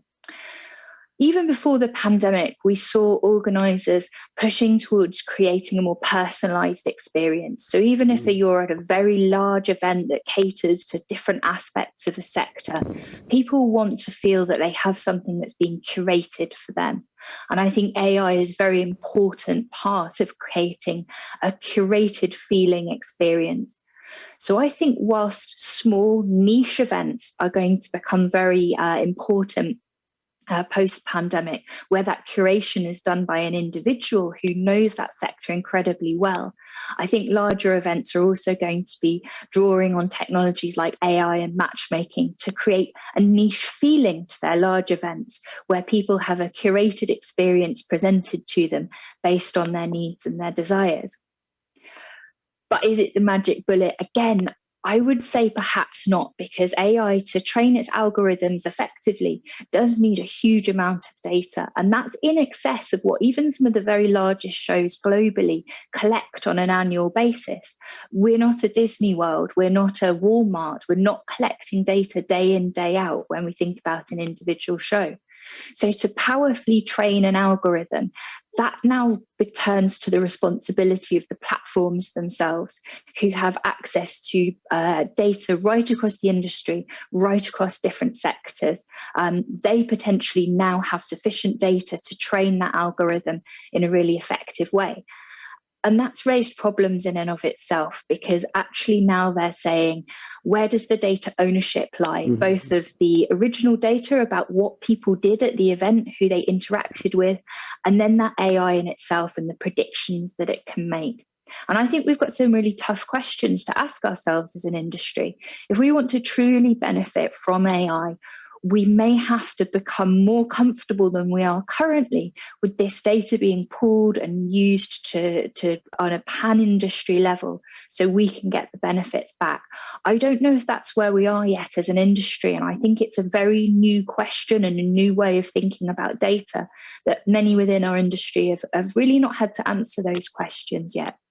So I think that probably is the biggest challenge between AI becoming widely adopted. Are we prepared as an industry to loosen the reins on our data and to learn from our global data set rather than trying to learn on a show or organizer level, which may not yet be effective enough?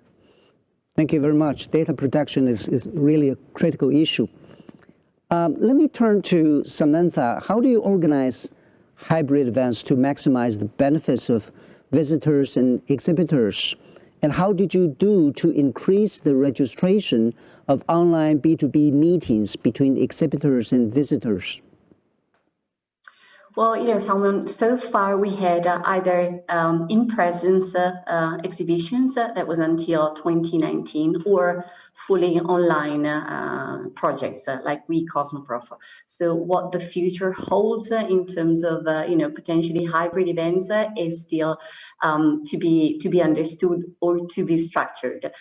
For sure, we will have, as Kai was saying, contents being available for longer periods of time, being uploaded online on our website after the physical show happens in March 2022, and that is because most probably,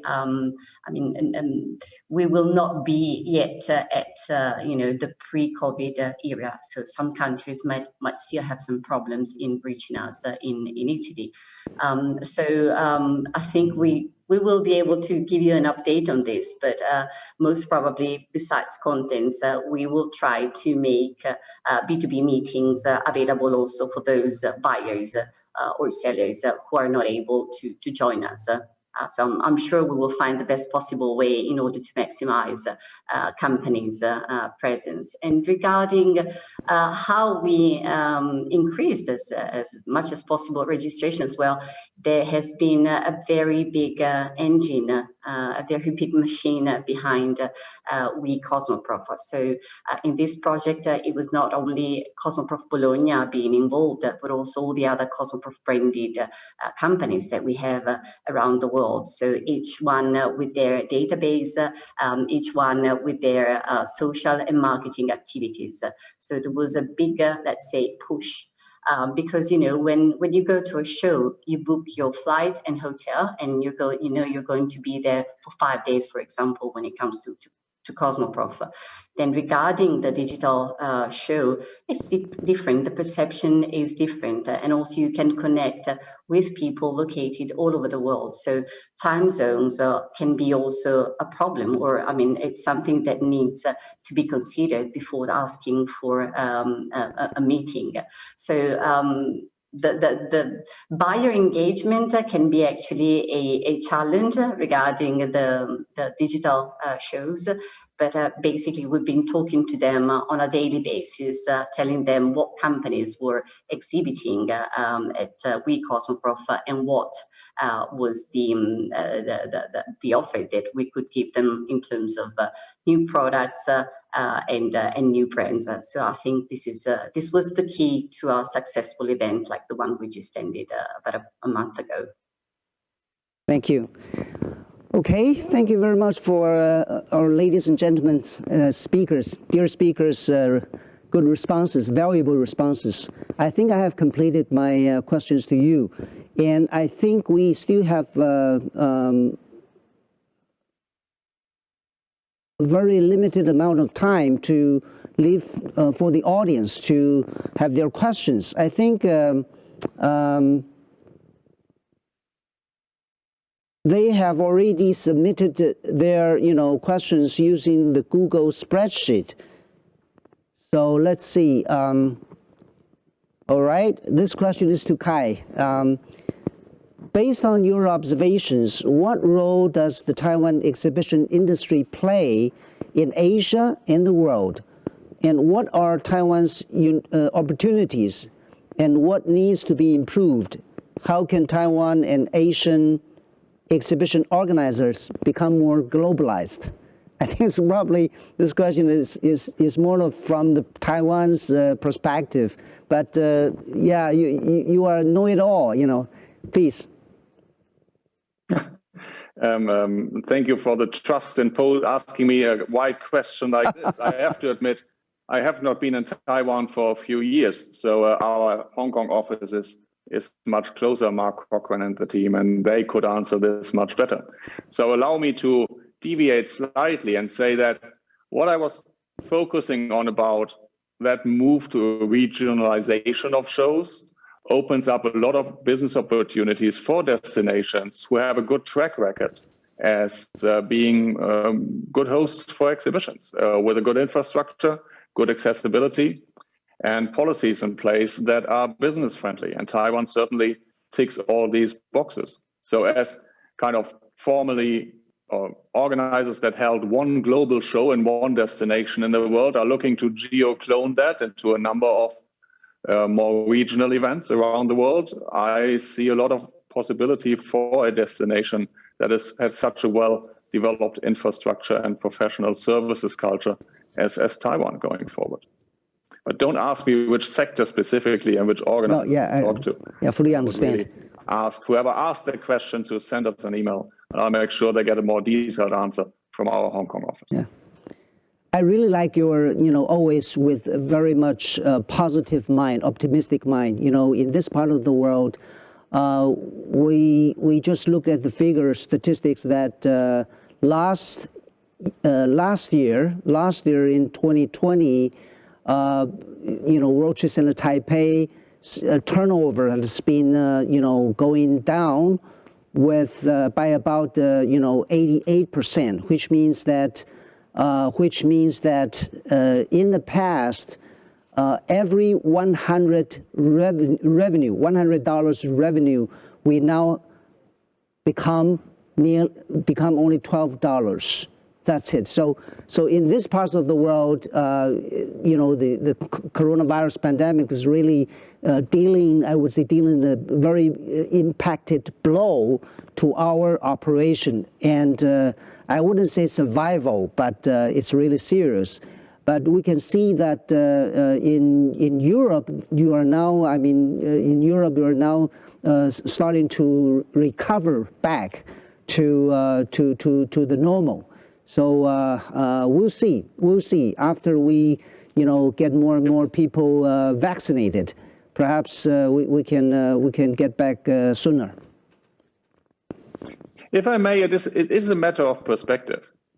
Of course, if you look at the global barometer, and I was reviewing the numbers for the upcoming one that we will hopefully publish next week or so, just last night. If you compare 2019 to 2020, yes, it's been horrible. Globally, we've lost 70%. You were hit even harder. If we compare 2021 to 2020, our industry will double in size again. The projection that comes out of the barometer is that globally, we will be back from 30% of 2019 to 47% of 2019. And you can choose how you want to see it.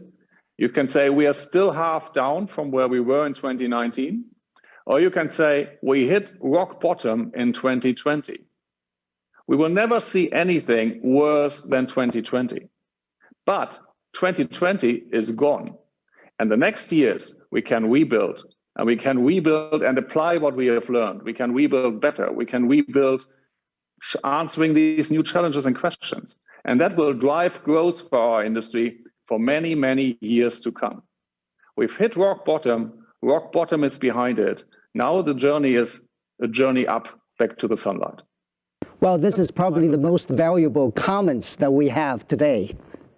Thank you very much. Well, some experts say old ways of doing business have to be adjusted to be more digital, more agile, and more innovative. And on the other side of the coin, exhibition is all about people. It is all about connections. Face-to-face will never be replaced. Perhaps the future of the exhibition industry is not a debate about face-to-face versus virtual. It's about building networks and optimizing connections to support personal and professional transformation that drives economic and social progress, regardless of the formats and channels, right? So ladies and gentlemen, I want to express my heartfelt thanks to the three speakers for their wonderful sharing. I also like to appreciate every one of you in the audience for your active participation. Wish you all overcome the difficulties very soon, ushering in a bright future. And I wish to see you all very soon in the near future. Thank you very much. Thank you very much for your participation and attendance. Thank you. Back to Susanna. Thank you, Mr. Wang.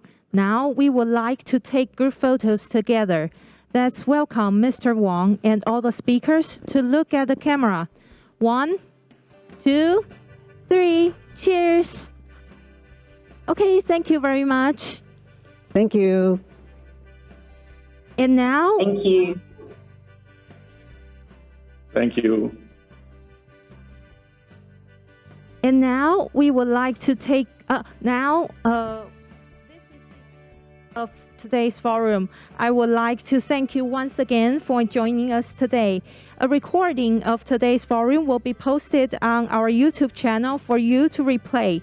Also, please scan the QR code here on your screen or click on the address in the information section to share your feedback about today's forum. 欢迎您扫描荧幕上的 QR code， 点击直播频道资讯栏的网址。会与填写本活动的满意度线上问卷，您们的支持是我们前进的最大动力。